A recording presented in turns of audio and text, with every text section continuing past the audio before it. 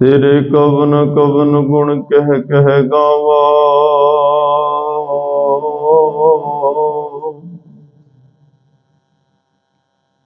तू साहिब गुणी निधाना।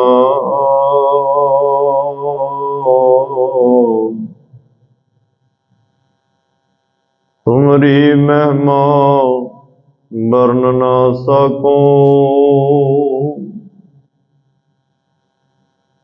तू ठाकुर ऊच भगवाना।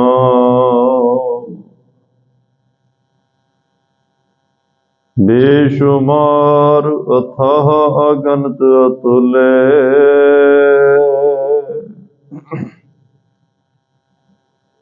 ज्यों बुलावो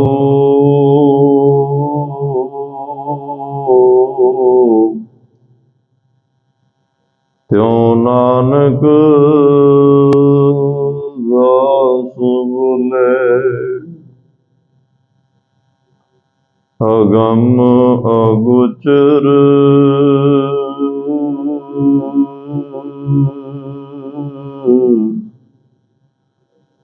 सच साहिब मेरो। नानक बोले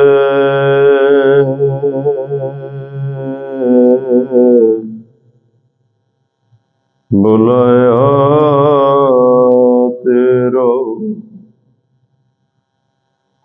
नानक बोले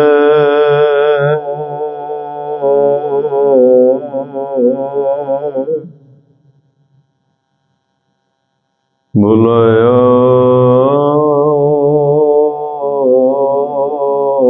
तेरा।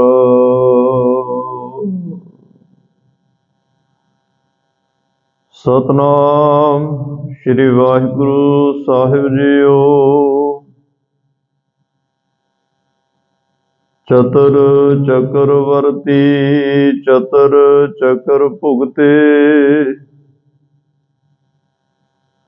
स्वयं भव शुभं सर्वदा सर्व जुगते।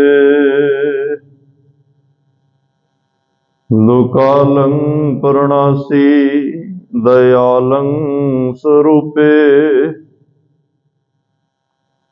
सदा अंग संगे अपंगं विभूते।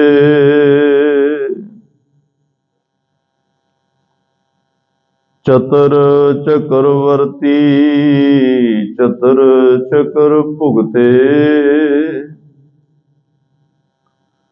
स्वयं भव शुभं सर्वदा सर्व जुगते। लोकालं परणासी दयालं स्वरूपे।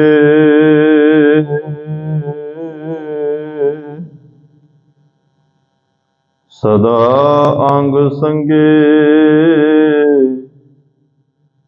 अपंगं विभूते।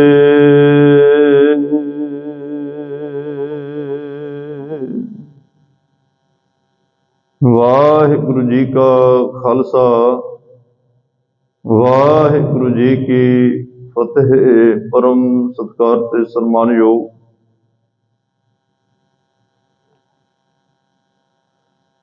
चवर छतर तखत दे मालक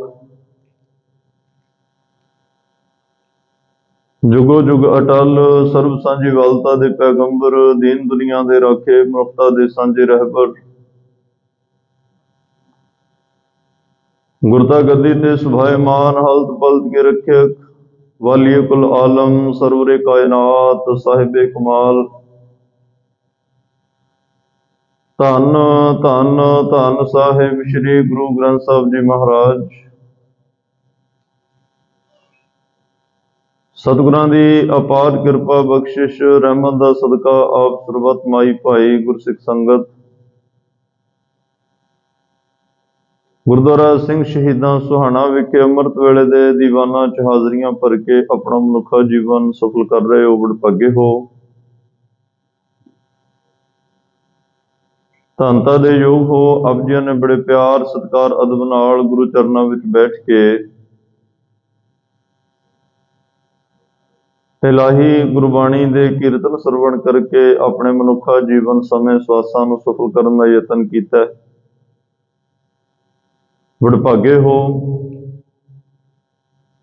ਉਪਰੰਤ ਸਤਿਗੁਰਾਂ ਨੇ ਸ਼੍ਰੀ ਜਾਪ ਸਾਹਿਬ ਦੀ ਪਾਵਨ ਪਵਿੱਤਰ ਬਾਣੀ ਦੀ ਜੋ ਵਿਚਾਰ ਚੱਲ ਰਹੀ ਹੈ, ਕੁਝ ਸਮਾਂ ਇਤਿਹਾਸਕ ਗੁਰਮਤ ਵਿਚਾਰਾਂ ਕਰਨ ਦਾ ਵੀ ਸਾਨੂੰ ਬਲ ਬਖਸ਼ਿਸ਼ ਕੀਤਾ। ਆਪਣੀ ਗੋਦ ਵਿੱਚ ਬੈਠਣ ਦਾ ਹੋਰ ਸਮਾਂ ਬਖਸ਼ਿਸ਼ ਕੀਤਾ। ਆਓ ਇਸ ਮਿਲੇ ਹੋਏ ਸਮੇਂ ਨੂੰ ਗੁਰੂ ਕੀ ਬਾਤ ਪਾ ਕੇ ਆਪਣੇ ਸਮੇਂ ਸਵਾਸਾਂ ਨੂੰ ਸਫਲ ਕਰੀਏ। ਸਤਿਗੁਰਾਂ ਦੀ ਬਖਸ਼ਿਸ਼ ਦੇ ਪਾਤਰ ਬਣੀਏ। ਅੱਜ ਸ਼੍ਰੀ ਜਾਪ ਸਾਹਿਬ ਦੀ ਪਾਵਨ ਪਵਿੱਤਰ ਬਾਣੀ ਦੀ ਵਿਚਾਰ ਜੋ ਲੜੀਵਾਰ ਚੱਲ ਰਹੀ ਸੀ, ਅੱਜ ਆਖਰੀ ਬੰਦ, ਆਖਰੀ ਪੌੜੀ ਔਰ ਸਮਾਪਤੀ ਦਾ ਸ਼ਬਦ ਆਪ ਜੀਆਂ ਨੇ 199 ਨੰਬਰ ਸਰਵਣ ਕੀਤਾ ਹੈ,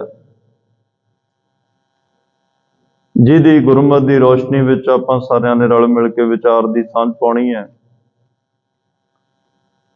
ਔਰ ਇਸ ਪਾਵਨ ਪਵਿੱਤਰ ਬਾਣੀ ਦੀ ਸੰਪੂਰਨਤਾ ਹੋਣੀ ਹੈ। ਸਤਿਗੁਰਾਂ ਨੇ ਪਿਛਲੇ ਕਾਫੀ ਦਿਨਾਂ ਤੋਂ ਜੋ ਇਸ ਪਾਵਨ ਬਾਣੀ ਦੀ ਵਿਚਾਰ ਅਧੀਨ ਜੋ ਗੁਰਮਤਿ ਦੇ ਸਿਧਾਂਤ ਬਖਸ਼ੇ, ਰੱਬੀ ਸਿਧਾਂਤ ਬਖਸ਼ੇ, ਬੜੇ ਹੀ ਹੈਰਾਨ ਕਰਨ ਵਾਲੇ ਸਨ। ਉਸ ਪਰਮਾਤਮਾ ਦੇ ਜਿਹੜੇ ਗੁਣ ਦੱਸੇ, ਸ਼ਾਇਦ ਆਪਾਂ ਇੰਨੇ ਗੁਣ ਪਹਿਲੀ ਵਾਰ ਸੁਣ ਰਹੇ ਸੀ, ਪਹਿਲੀ ਵਾਰ ਇਹਨਾਂ ਨਾਲ ਜੁੜ ਰਹੇ ਸੀ। ਔਰ ਹਰ ਰੋਜ਼ ਸਾਡਾ ਇਸ ਜਾਪ ਸਾਹਿਬ ਦੀ ਬਾਣੀ ਰਾਹੀਂ ਉਸ ਵਾਹਿਗੁਰੂ ਦੇ ਚਰਨਾਂ ਵਿੱਚ ਮੱਥਾ ਟੇਕਿਆ ਜਾ ਰਿਹਾ ਸੀ, ਪਰਮਾਤਮਾ ਨੂੰ ਨਮਸਕਾਰ ਹੋ ਰਹੀ ਸੀ। ਇਹ ਵੀ ਆਪਣੇ ਆਪ ਵਿੱਚ ਇੱਕ ਵੱਡੀ ਬਖਸ਼ਿਸ਼ ਹੈ। ਔਰ ਇਸ ਜਾਪ ਸਾਹਿਬ ਦੀ ਬਾਣੀ ਉਹ ਬਾਣੀ ਹੈ ਜਿਨ੍ਹਾਂ ਨੂੰ ਰਹਿਤਨਾਮਿਆਂ ਵਿੱਚ ਵੀ ਲਿਖਿਆ ਹੈ ਕਿ ਜਪਜੀ ਔਰ ਜਾਪ ਪੜ੍ਹੇ ਬਿਨਾ ਕੋਈ ਵੀ ਸਿੱਖ ਆਪਣੇ ਮੁਖ ਕੁਛ ਪਾਵੇ ਨਾ। ਕੋਈ ਜਲ ਪਾਣੀ ਨਹੀਂ ਛਕਣਾ, ਕੋਈ ਪ੍ਰਸ਼ਾਦਾ ਨਹੀਂ ਛਕਣਾ। ਰਹਿਤਨਾਮਿਆਂ 'ਚ, ਜੋ ਪੁਰਾਤਨ ਰਹਿਤਨਾਮਿਆਂ 'ਚ ਲਿਖਿਆ, ਬਿਨਾਂ ਇਹ ਪਾਵਨ ਬਾਣੀ ਦੇ ਪਾਠ ਕੀਤਿਆਂ ਤੋਂ ਜੇ ਛਕਦਾ ਤਾਂ ਇਉਂ ਆ ਜਿਵੇਂ ਕੋਈ ਕਾਂ ਗੰਦਗੀ 'ਚ ਮੂੰਹ ਮਾਰ ਰਿਹਾ ਹੋ। ਬੜਾ ਕਰੜਾ ਸ਼ਬਦ ਹੈ, ਪਰ ਸਤਿਗੁਰੂ ਪਾਤਸ਼ਾਹ ਨੇ ਇਹਨਾਂ ਪਾਵਨ ਬਾਣੀਆਂ ਦੇ ਰਾਹੀਂ ਬੜਾ ਰਹੱਸ ਬਖਸ਼ਿਸ਼ ਕੀਤਾ ਹੈ।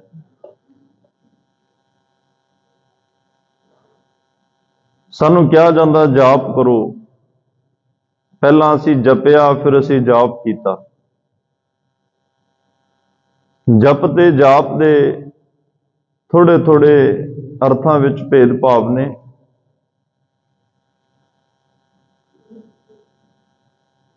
ਜਪ ਬੋਲ ਕੇ ਹੁੰਦਾ ਹੈ, ਜਾਪ ਉਹ ਹੁੰਦਾ ਹੈ ਜਦੋਂ ਬੋਲ ਕੇ ਜਪਿਆ ਹੋਇਆ ਸੁਰਤ ਦੇ ਕੋਲ ਪਹੁੰਚ ਜਾਏ, ਫਿਰ ਆਪਣੇ ਆਪ ਚੱਲਦਾ ਰਹੇ, ਉਹ ਜਾਪ ਹੈ। ਇਸ ਜਾਪ ਸਾਹਿਬ ਦੀ ਪਾਵਨ ਬਾਣੀ ਰਾਹੀਂ ਅਸੀਂ ਤਾਂ ਇਉਂ ਇਸ ਪਾਵਨ ਬਾਣੀ ਦਾ ਪਾਠ ਕਰਦੇ ਹਾਂ ਜਿਵੇਂ ਕੋਈ ਇਨਸਾਨ ਦੂਸਰੇ ਬੰਦੇ ਨਾਲ ਗੱਲ ਕਰਦਾ ਕਹਿ ਰਿਹਾ ਹੋਵੇ, ਤੂੰ ਐਵੇਂ, ਤੂੰ ਐਵੇਂ, ਤੂੰ ਇਸ ਤਰ੍ਹਾਂ, ਤੂੰ ਉਸ ਤਰ੍ਹਾਂ। ਇਹ ਪਾਵਨ ਬਾਣੀ ਦਾ ਜਦੋਂ ਪਾਠ ਕਰਦੇ ਹੋ, ਅਭੰਗ ਹੈ, ਅਨੰਗ ਹੈ, ਅਭੇਖ ਹੈ, ਅਲੇਖ ਹੈ। ਪ੍ਰਮਾਤਮਾ ਤੂੰ ਐਵੇਂ ਦਾ, ਤੂੰ ਐਵੇਂ ਦਾ, ਤੂੰ ਇਸ ਤਰ੍ਹਾਂ, ਤੂੰ ਉਸ ਤਰ੍ਹਾਂ, ਬਿਲਕੁਲ ਸਾਹਮਣੇ ਸਾਖਸ਼ਾਤ ਪ੍ਰਮਾਤਮਾ ਨੂੰ ਖੜਾ ਕੇ ਇਸ ਪਾਵਨ ਬਾਣੀ ਦਾ ਅਸੀਂ ਪਾਠ ਕਰਦੇ ਹਾਂ। ਇਹਦੇ ਵਿੱਚੋਂ ਕਿੰਨੀ ਉਸ ਵਾਹਿਗੁਰੂ ਨਾਲ ਨੇੜਤਾ ਦਾ ਅਹਿਸਾਸ ਹੁੰਦਾ ਹੈ। ਕਿਸੇ ਸ਼ਖਸ ਨੂੰ ਸਾਹਮਣੇ ਖੜਾ ਕੇ ਉਹਦੇ ਬਾਰੇ ਤੁਸੀਂ ਗੱਲ ਕਰੋ, ਪਰ ਉਹ ਸ਼ਖਸ ਨਹੀਂ, ਉੱਥੇ ਪ੍ਰਮਾਤਮਾ ਖੜਾ ਹੈ। ਜਦੋਂ ਜਾਪ ਸਾਹਿਬ ਦੀ ਬਾਣੀ ਪੜ੍ਹਦੇ ਹੋ, ਪ੍ਰਮਾਤਮਾ ਸਾਹਮਣੇ ਸਾਖਸ਼ਾਤ ਖੜ ਕੇ ਤੁਹਾਡੇ ਤੋਂ ਇਹ ਪਾਵਨ ਬਚਨ ਸੁਣਦਾ ਤੇ ਤੁਸੀਂ ਸੁਣਾਉਂਦੇ ਹੋ, ਕਿਉਂਕਿ ਗੁਰੂ ਗੋਬਿੰਦ ਸਿੰਘ ਮਹਾਰਾਜ ਨੇ ਵੀ ਉਸ ਰੱਬ ਨੂੰ ਹਾਜ਼ਰ ਨਾਜ਼ਰ ਜਾਣ ਕੇ ਪ੍ਰਮਾਤਮਾ ਨੂੰ ਇਉਂ ਲੱਗ ਰਿਹਾ ਸਾਹਮਣੇ ਖੜਾ ਕੇ ਇਹ ਪਾਵਨ ਬਾਣੀ ਨੂੰ ਉਚਾਰਿਆ, ਤਾਂ ਹੀ ਇੰਨੇ ਗੁਣ ਜਿਹੜੇ ਆ ਬਿਆਨ ਕਰ ਦਿੱਤੇ। ਇਹ ਨਹੀਂ ਕਿ ਜਾਪ ਸਾਹਿਬ ਦੀ ਸੰਪੂਰਨਤਾ ਹੋ ਗਈ ਤੇ ਰੱਬ ਦੇ ਗੁਣ ਹੀ ਇੰਨੇ ਸਨ। परमात्मा ਦੀਆਂ ਇੰਨੀਆਂ ਸਿਫਤਾਂ ਸੀ, ਤੇਰੇ ਗੁਣ ਬਹੁਤੇ, ਉਹਦੇ ਗੁਣ ਬਹੁਤ ਨੇ। ਉਸ ਪਰਮਾਤਮਾ ਦੇ ਗੁਣਾਂ ਦਾ ਕੋਈ ਪਾਰਾਵਾਰ ਨਹੀਂ, ਉਸ ਵਾਹਿਗੁਰੂ ਦੇ ਗੁਣਾਂ ਦੀ ਗਿਣਤੀ ਕੋਈ ਨਹੀਂ। ਉਹ ਅਗੰਮ, ਉਹ ਅਗੋਚਰ ਹੈ, ਉਹ ਪਾਰਾਵਾਰ ਤੋਂ ਪਰੇ ਹੈ। ਪਰ ਇਹ ਸਤਿਗੁਰਾਂ ਦੀ ਰਜ਼ਾ ਹੈ, ਇਹ ਗੁਰੂ ਗੋਬਿੰਦ ਸਿੰਘ ਮਹਾਰਾਜ ਦੀ ਮਰਜ਼ੀ ਹੈ, ਕਿਉਂਕਿ ਆਪ ਗਵਾਏ ਤਾਂ ਹਰ ਗੁਣ ਗਾਓ। ਉਹ ਆਪ ਗਵਾਉਂਦਾ ਤਾਂ ਹੀ ਕੋਈ ਗੁਣ ਗਾ ਸਕਦਾ ਹੈ। ਜਿੰਨਾ ਸਮਾਂ ਉਹਨੇ ਗਵਾਉਣੇ ਆ, ਉਨਾ ਸਮਾਂ ਅਸੀਂ ਗਾ ਸਕਾਂਗੇ ਉਹਦੇ ਗੁਣ। ਤੋ ਇਹ ਉਸ ਪਰਮਾਤਮਾ ਦੀ ਰਜ਼ਾ ਵਿੱਚ ਹੋਇਆ ਹੈ, ਉਸ ਪਰਮਾਤਮਾ ਦੀ ਮਰਜ਼ੀ ਨਾਲ ਹੋਇਆ। ਤੇ ਗੁਰੂ ਗੋਬਿੰਦ ਸਿੰਘ ਸਾਹਿਬ ਪਾਤਸ਼ਾਹ ਕਹਿੰਦੇ, ਮੈਂ ਆਪਣੀ ਮਰਜ਼ੀ ਨਾਲ ਕੁਝ ਕਰਦਾ ਹੀ ਨਹੀਂ। ਨਾ ਮੈਂ ਆਪਣੀ ਮਰਜ਼ੀ ਨਾਲ ਇਸ ਮਾਤਲੋਕ ਤੇ ਆਇਆ, ਨਾ ਮੈਂ ਆਪਣੀ ਮਰਜ਼ੀ ਨਾਲ ਕੁਝ ਕੀਤਾ, ਤੇ ਨਾ ਮੈਂ ਆਪਣੀ ਮਰਜ਼ੀ ਨਾਲ ਜਾਣਾ। ਜਿਸ ਪਰਮਾਤਮਾ ਨੇ ਮੈਨੂੰ ਭੇਜਿਆ, ਉਹਦੇ ਬੁਲਾਏ ਤੋਂ ਮੈਂ ਚਲੇ ਜਾਣਾ ਹੈ। ਤੇ ਜੋ ਕਾਰਜ ਕਰਨੇ ਨੇ, ਇਹ ਉਸੇ ਨੇ ਵਿੱਚ ਵਰਤ ਕੇ ਕਰਾਉਣੇ ਨੇ। ਮੈਨੂੰ ਉਹਦੇ ਤੋਂ ਬਿਨਾਂ ਕਿਸੇ ਦੀ ਟੇਕ ਨਹੀਂ, ਕਿਸੇ ਦਾ ਆਸਰਾ ਨਹੀਂ, ਕਿਸੇ ਤੇ ਵਿਸ਼ਵਾਸ ਨਹੀਂ। ਸਿਰਫ ਉਸ ਪਰਮਾਤਮਾ ਨਾਲ ਹੀ ਮੇਰਾ ਹਰ ਤਰ੍ਹਾਂ ਦਾ ਰਿਸ਼ਤਾ ਹੈ। ਜੋ ਮੇਰੀ ਗੱਲਬਾਤ, ਨਿੱਜੀ ਸਾਂਝ ਸਾਰੀ ਉਸ ਪਰਮਾਤਮਾ ਨਾਲ ਹੈ। ਔਰ ਦਸਮ ਪਾਤਸ਼ਾਹ ਇਹੀ ਸਾਨੂੰ ਸਮਝਾ ਰਿਹਾ, ਭਾਈ ਜੇ ਮੇਰੀ ਉਸ ਪਰਮਾਤਮਾ ਨਾਲ ਸਿੱਧੀ ਸਾਂਝ ਹੈ, ਆਓ ਮੈਂ ਤੁਹਾਡੀ ਵੀ ਸਿੱਧੀ ਸਾਂਝ ਪਵਾ ਦਿਆਂ, ਤੁਹਾਡੀ ਵੀ ਉਸ ਵਾਹਿਗੁਰੂ ਨਾਲ ਸਿੱਧੀ ਇੱਕ ਮਿਗਤਾ ਕਰਵਾ ਦਿਆਂ। ਕੋਈ ਵਿਚਕਾਰ ਕੋਈ ਗੱਲ ਰਵੇ ਹੀ ਨਾ। ਇਹ ਵੱਡਾ ਪਰਉਪਕਾਰ ਹੈ ਗੁਰੂ ਗੋਬਿੰਦ ਸਿੰਘ ਮਹਾਰਾਜ ਦਾ। ਬਹੁਤ ਅਵਤਾਰੀ ਪੁਰਸ਼ ਆਏ, ਪਰ ਐਵੇਂ ਦੀ ਇਮਾਨਦਾਰੀ ਨਾਲ ਕਿਸੇ ਨੇ ਗੱਲ ਨਹੀਂ ਕੀਤੀ ਕਿ ਆਓ ਤੁਹਾਨੂੰ ਰੱਬ ਨਾਲ ਜੋੜ ਦਿਆਂ, ਤੁਹਾਡੀ ਪਰਮਾਤਮਾ ਨਾਲ ਸਾਂਝ ਪਵਾ ਦਿਆਂ। ਆਹ ਰੱਬ ਦੇ ਗੁਣ ਨੇ, ਇਹਨਾਂ ਗੁਣਾਂ ਨੂੰ ਗਾਓ, ਤੁਹਾਡੀ ਰੱਬ ਨਾਲ ਨੇੜਤਾ ਹੋਏਗੀ। ਤੁਸੀਂ ਰੱਬ ਨੂੰ ਹਾਜ਼ਰ ਨਾਜ਼ਰ ਸਮਝ ਕੇ ਇਸ ਪਾਵਨ ਬਾਣੀ ਦਾ ਪਾਠ ਕਰੋ, ਉਹਦਾ ਅਹਿਸਾਸ ਹੋਏਗਾ ਕਿ ਤੁਹਾਡੇ ਨਾਲ ਹੈ। ਪਰ ਇਹ ਗੁਰੂ ਗੋਬਿੰਦ ਸਿੰਘ ਸਾਹਿਬ ਪਾਤਸ਼ਾਹ ਨੇ ਰਹਿਮਤ ਕੀਤੀ, ਪਰਮਾਤਮਾ ਨੂੰ ਸਾਖਸ਼ਾਤ ਸਾਹਮਣੇ ਖੜਾ ਕੇ ਇਹ ਪਾਵਨ ਬਾਣੀ ਦਾ ਉਚਾਰਨ ਹੋਇਆ। ਤੇ ਨਾਲ ਸਾਨੂੰ ਕਹਿ ਦਿੱਤਾ, ਹਰ ਇੱਕ ਗੁਰਸਿੱਖ, ਸਿੱਖ, ਸਹਿਜ ਧਾਰੀ, ਅੰਮ੍ਰਿਤਧਾਰੀ, ਜਿਹੜਾ ਵੀ ਇਸ ਪਾਵਨ ਬਾਣੀ ਨੂੰ ਪੜ੍ਹ ਸਕਦਾ ਪੜ੍ਹੇ। ਬਾਕੀ ਅੰਮ੍ਰਿਤਧਾਰੀ ਗੁਰਸਿੱਖ ਤਾਂ ਇਹਦਾ ਨਿਤਨੇਮ ਜਿਹੜੇ ਕਰਦੇ ਆ ਜ਼ਰੂਰ ਕਰਨ, ਜਾਪ ਸਾਹਿਬ ਦੀ ਬਾਣੀ ਨੂੰ ਜ਼ਰੂਰ ਪੜ੍ਹਨ। ਇਹ ਜਾਪ ਸਾਹਿਬ ਦੀ ਬਾਣੀ ਤੁਹਾਡਾ ਰੱਬ ਨਾਲ ਮਿਲਾਪ ਕਰਾਉਂਦੀ ਹੈ, ਉਸ ਵਾਹਿਗੁਰੂ ਦੇ ਦਰਸ਼ਨ ਕਰਾਉਂਦੀ ਹੈ, ਉਹਦਾ ਨਾਲ ਹੋਣ ਦਾ ਅਹਿਸਾਸ ਕਰਾਉਂਦੀ ਹੈ। 22 ਛੰਦ ਆਏ ਜਾਪ ਸਾਹਿਬ ਦੀ ਬਾਣੀ 'ਚ, 10 ਛੰਦ ਨਵੇਂ ਨੇ, 12 ਰਿਪੀਟ ਹੋਏ ਨੇ ਵਾਰ-ਵਾਰ। ਜਿਵੇਂ 6 ਵਾਰ ਭੁਜੰਗ ਪ੍ਰਿਆਤ ਛੰਦ ਆਇਆ, ਕੁਝ ਹੋਰ ਛੰਦ ਆ ਜਿਹੜੇ 1-2 ਵਾਰ ਆਏ। ਇਹਦੇ ਵਿੱਚ ਰਸਾਵਲ ਛੰਦ ਵੀ ਆਇਆ, ਜਿਹਦਾ ਅਰਥ ਹੈ ਰਸ ਨਾਲ ਭਰਪੂਰ, ਰਸ ਨਾਲ ਭਰਿਆ ਹੋਇਆ ਛੰਦ। ਜਿਸ ਛੰਦ ਦਾ ਨਾਂ ਹੀ ਰਸਾਵਲ ਛੰਦ ਹੈ, ਜਦੋਂ ਉਸ ਛੰਦ ਵਿੱਚ ਉਚਾਰੇ ਹੋਏ ਬਚਨ ਪੜੋਗੇ, ਜੀਵਨ 'ਚ ਰਸ ਭਰੇਗਾ। ਇਹਦੇ ਵਿੱਚ ਹਰ ਬੋਲ ਮਨਾ ਛੰਦ ਵੀ ਆਇਆ। ਐਵੇਂ ਦਾ ਕੋਈ ਛੰਦ ਨਹੀਂ ਅੱਜ ਤੱਕ ਸੁਣਿਆ ਹੋਣਾ ਜਿਹੜਾ ਮਨ ਨੂੰ ਸੰਬੋਧਨ ਕਰਕੇ ਕਵੇ, ਮਨਾ ਹਰ ਬੋਲ ਮਨਾ ਤੂੰ ਵੀ ਬੋਲ, ਮੇਰੀ ਰਸਨਾ ਹੀ ਇਕੱਲੀ ਬੋਲ ਰਹੀ ਹੈ, ਤੂੰ ਕਿਉਂ ਨਹੀਂ ਬੋਲ ਰਿਹਾ? ਤੂੰ ਵੀ ਬੋਲ, ਤੂੰ ਵੀ ਉਸ ਰੱਬ ਦੀਆਂ ਸਿਫਤਾਂ ਕਰ। ਹੁਣ ਤੱਕ ਤਾਂ ਹਰ ਨਿਤ ਕਰਹਿ ਰਸਨਾ, ਇਕੱਲੀ ਰਸਨਾ ਹੀ ਕਰ ਰਹੀ ਹੈ। ਕਹਿਆ ਕਛੂ ਨਾ ਜਾਣੀ, ਪਰ ਉਹ ਦਿਨ ਭਾਗਾਂ ਵਾਲਾ ਹੋਏਗਾ। ਉਹ ਦਿਨ ਕਿੰਨਾ ਚੰਗਾ ਹੋਏਗਾ ਜਿਸ ਦਿਨ ਇਹ ਮਨ ਰੱਬ ਦੇ ਗੁਣ ਗਾਏਗਾ, ਜਿਸ ਦਿਨ ਇਹ ਮਨ ਪਰਮਾਤਮਾ ਨਾਲ ਜੁੜੇਗਾ। ਇਸ ਪਾਵਨ ਬਾਣੀ 'ਚ ਮਹਾਰਾਜ ਨੇ ਹਰ ਬੋਲ ਮਨਾ ਛੰਦ ਉਚਾਰਨ ਕਰਕੇ ਦੱਸਿਆ ਕਿ ਮਨ ਨੂੰ ਸੰਬੋਧਨ ਕੀਤਾ, ਮਨਾ ਆ ਵੇਖ ਪਿੱਛੋਂ ਮੈਂ ਕਿੰਨੀ ਦੇਰ ਤੋਂ ਬੋਲਦਾ ਆ ਰਿਹਾ, ਹੁਣ ਤੂੰ ਵੀ ਬੋਲ, ਤੂੰ ਵੀ ਰੱਬ ਦੇ ਗੁਣ ਗਾ, ਤੂੰ ਵੀ ਉਸ ਪਰਮਾਤਮਾ ਦੀ ਸਿਫਤ ਨਾਲ ਜੁੜ, ਤੂੰ ਵੀ ਉਸ ਵਾਹਿਗੁਰੂ ਦੀ ਸਿਫਤ ਨਾਲ ਜੁੜ। ਤੇਰੇ ਜੁੜਿਆਂ ਹੀ ਗੱਲ ਬਣਨੀ ਆ, ਕਿਉਂਕਿ ਮੈਲ ਸਾਰੀ ਤੈਨੂੰ ਲੱਗੀ ਆ, ਰੌਲਾ ਸਾਰਾ ਤੇਰਾ ਹੈ, ਮਸਲਾ ਸਾਰਾ ਤੇਰਾ, ਵਿਗੜਿਆ ਮਨ ਹੋਇਆ ਹੈ, ਨਿਰਮਲ ਮਨ ਨੂੰ ਕਰਨਾ ਹੈ। ਤਾਂ ਕਰਕੇ ਕਿਆ, ਮਨਾ ਤੂੰ ਵੀ ਰੱਬ ਦੇ ਗੁਣ ਗਾ। ਮਨ ਦੀ ਮੈਲ ਉਤਰੇਗੀ, ਮਨ ਸਵੱਛ ਹੋਏਗਾ। ਮਨ ਉੱਤੇ ਮੈਲ ਮਿੱਟੀ ਇੰਨੀ ਜੰਮੀ ਪਈ ਆ, ਕੁਝ ਦਿਸਣ ਹੀ ਨਹੀਂ ਦੇ ਰਿਹਾ, ਕੁਝ ਦਿਸ ਹੀ ਨਹੀਂ ਰਿਹਾ। ਜਿਵੇਂ ਜਿਵੇਂ ਇਹ ਮਿੱਟੀ, ਇਹ ਮੈਲ ਦੀਆਂ ਤਹਿਾਂ ਉਤਰਦੀਆਂ ਨੇ, ਜਿਵੇਂ ਕੋਈ ਆਪਣੇ ਆਪ ਅੰਦਰ ਖੋਜ ਕਰਦਾ ਹੈ, ਅਭਿਆਸ ਕਰਦਾ ਹੈ, ਸਿਮਰਨ ਕਰਦਾ, ਮੈਡੀਟੇਸ਼ਨ ਕਰਦਾ, ਅੰਦਰ ਡੂੰਘਾਈ 'ਚ ਜਾਂਦਾ ਹੈ, ਇਹ ਮੈਲ ਦੀਆਂ ਪਰਤਾਂ ਉਤਰਦੀਆਂ ਨੇ। ਉਵੇਂ ਉਵੇਂ ਮਨ ਨਿਰਮਲ ਹੁੰਦਾ ਹੈ। ਮਨ ਨਿਰਮਲ ਹੁੰਦਾ ਹੈ ਤੇ ਨਿਰਮਲ ਵਾਹਿਗੁਰੂ ਦੇ ਦੀਦਾਰ ਹੁੰਦੇ ਆ। ਇਹਦੇ ਚੋਂ ਨਿਰਮਲ ਵਿਚਾਰ ਪੈਦਾ ਹੁੰਦੇ ਆ, ਨਿਰਮਲ ਵਿਚਾਰਾਂ ਚੋਂ ਨਿਰਮਲ ਕਰਮ ਪੈਦਾ ਹੁੰਦੇ ਆ, ਸ੍ਰੇਸ਼ਟ ਕਰਮ ਪੈਦਾ ਹੁੰਦੇ ਆ, ਨਿਰਮਲ ਸੁਭਾਅ ਬਣਦਾ ਹੈ, ਨਿਰਮਲ ਕਰਮ ਬਣਦੇ ਆ ਜਿਹੜੇ ਮੈਲ ਤੋਂ ਰਹਿਤ, ਕਿਸੇ ਕਰਮ ਵਿੱਚ ਕਿਸੇ ਪ੍ਰਤੀ ਕੋਈ ਨਿੱਜੀ ਵੈਰ ਭਾਵਨਾ ਨਹੀਂ ਹੋਏਗੀ। ਨਿਰਮਲ ਮਨ ਵਿੱਚੋਂ ਨਿਕਲੇ ਹੋਏ ਵਿਚਾਰਾਂ ਦੇ ਵਿੱਚ ਕਿਸੇ ਦੇ ਪ੍ਰਤੀ ਕੋਈ ਜ਼ਹਿਰ ਨਹੀਂ ਹੋਏਗੀ, ਈਰਖਾ ਨਹੀਂ ਹੋਏਗੀ। ਨਿਰਮਲ ਮਨ ਦੇ ਵਿੱਚੋਂ ਨਿਕਲੇ ਹੋਏ ਬੋਲ ਜਦੋਂ ਰਸਨਾ ਤੇ ਆਉਣਗੇ, ਉਹ ਕਿਸੇ ਦਾ ਮਨ ਦੁਖੀ ਕਰਨ ਵਾਲੇ ਨਹੀਂ ਹੋਣਗੇ, ਬਲਕਿ ਨਿਰਮਲ ਮਨ ਵਿੱਚੋਂ ਨਿਕਲੇ ਹੋਏ ਨਿਰਮਲ ਬੋਲ ਉਸ ਨਿਰਮਲ ਵਾਹਿਗੁਰੂ ਨਾਲ ਜੋੜਨ ਵਾਲੇ ਹੋਣਗੇ। ਐਸੀ ਦਸ਼ਾ ਹੈ ਇਸ ਪਾਵਨ ਬਾਣੀ ਦੀ। ਤੋ ਮਹਾਰਾਜ ਕਹਿੰਦੇ ਇਹ ਮਨ ਨੂੰ ਵੀ ਸੰਬੋਧਨ ਹੋਇਆ। ਖੈਰ ਅੱਜ ਸਤਿਗੁਰੂ ਪਾਤਸ਼ਾਹ ਨੇ ਜਿਹੜਾ ਆਖਰੀ ਬੰਦ ਹੈ ਭੁਜੰਗ ਪ੍ਰਿਆਤ ਛੰਦ ਦੇ ਅੰਦਰ ਹੀ ਇਹ ਬਚਨ ਉਚਾਰਨ ਕੀਤੇ ਨੇ। ਆਖਰੀ ਭੁਜੰਗ ਪ੍ਰਿਆਤ ਛੰਦ, ਪਹਿਲਾ ਛਪੈ ਛੰਦ ਤੇ ਫਿਰ ਭੁਜੰਗ ਪ੍ਰਿਆਤ ਛੰਦ ਤੋਂ ਸ਼ੁਰੂ ਹੋਇਆ। ਸਮਾਪਤੀ ਫਿਰ ਸਤਿਗੁਰੂ ਭੁਜੰਗ ਪ੍ਰਿਆਤ ਛੰਦ ਤੇ ਕਰਨ ਲੱਗਿਆ ਤੇ ਅਖੀਰਲੇ ਬੰਦ ਵਿੱਚ ਕਿਹਾ ਪਰਮਾਤਮਾ ਚਤਰ ਚੱਕਰਵਰਤੀ। ਚਤਰ ਦੇ ਅਰਥ ਚਾਰ ਹੁੰਦੇ ਆ। ਵੈਸੇ ਚਤਰ ਦਾ ਅਰਥ ਸਿਆਣਾ ਵੀ ਆ। ਖਲ ਮੂਰਖ ਤੇ ਪੰਡਿਤ ਕਰਬੋ, ਪੰਡਿਤ ਤੇ ਮੁਗਦਾਰੀ। ਜਿਵੇਂ ਮਹਾਰਾਜ ਸਾਹਿਬ ਦਾ ਬਚਨ ਆਇਆ ਕਿ ਜਿੱਥੇ ਕਈ ਵਾਰ ਚਤਰ ਸ਼ਬਦ ਆਇਆ, ਸਿਆਣਾ ਉਹਦੇ ਅਰਥ ਸਿਆਣਾ ਵੀ ਬਣੇ ਕਿ ਇਹ ਚਤਰ ਦਾ ਅਰਥ ਸਿਆਣਾ ਬਹੁਤ ਹੈ, ਚਲਾਕ ਨਹੀਂ ਸਿਆਣਾ। ਤੇ ਸਤਿਗੁਰੂ ਕਹਿ ਰਿਹਾ ਚੱਕਰ, ਜਿਹੜਾ ਚੱਕਰ ਹੈ, ਜਦੋਂ ਚੱਕਰ ਸ਼ਬਦ ਆਉਂਦਾ ਹੈ ਤੇ ਇਹਦੀ ਜਿਹੜੀ ਵਿਆਖਿਆ ਬੜੀ ਗੰਭੀਰ ਹੋ ਜਾਂਦੀ ਹੈ। ਚਤਰ ਦੇ ਸਾਖ ਕੀਨੋ ਬਲ ਆਪਣਾ, ਸਿਰ ਉੱਪਰ ਕਰ ਤਾਰਿਓ।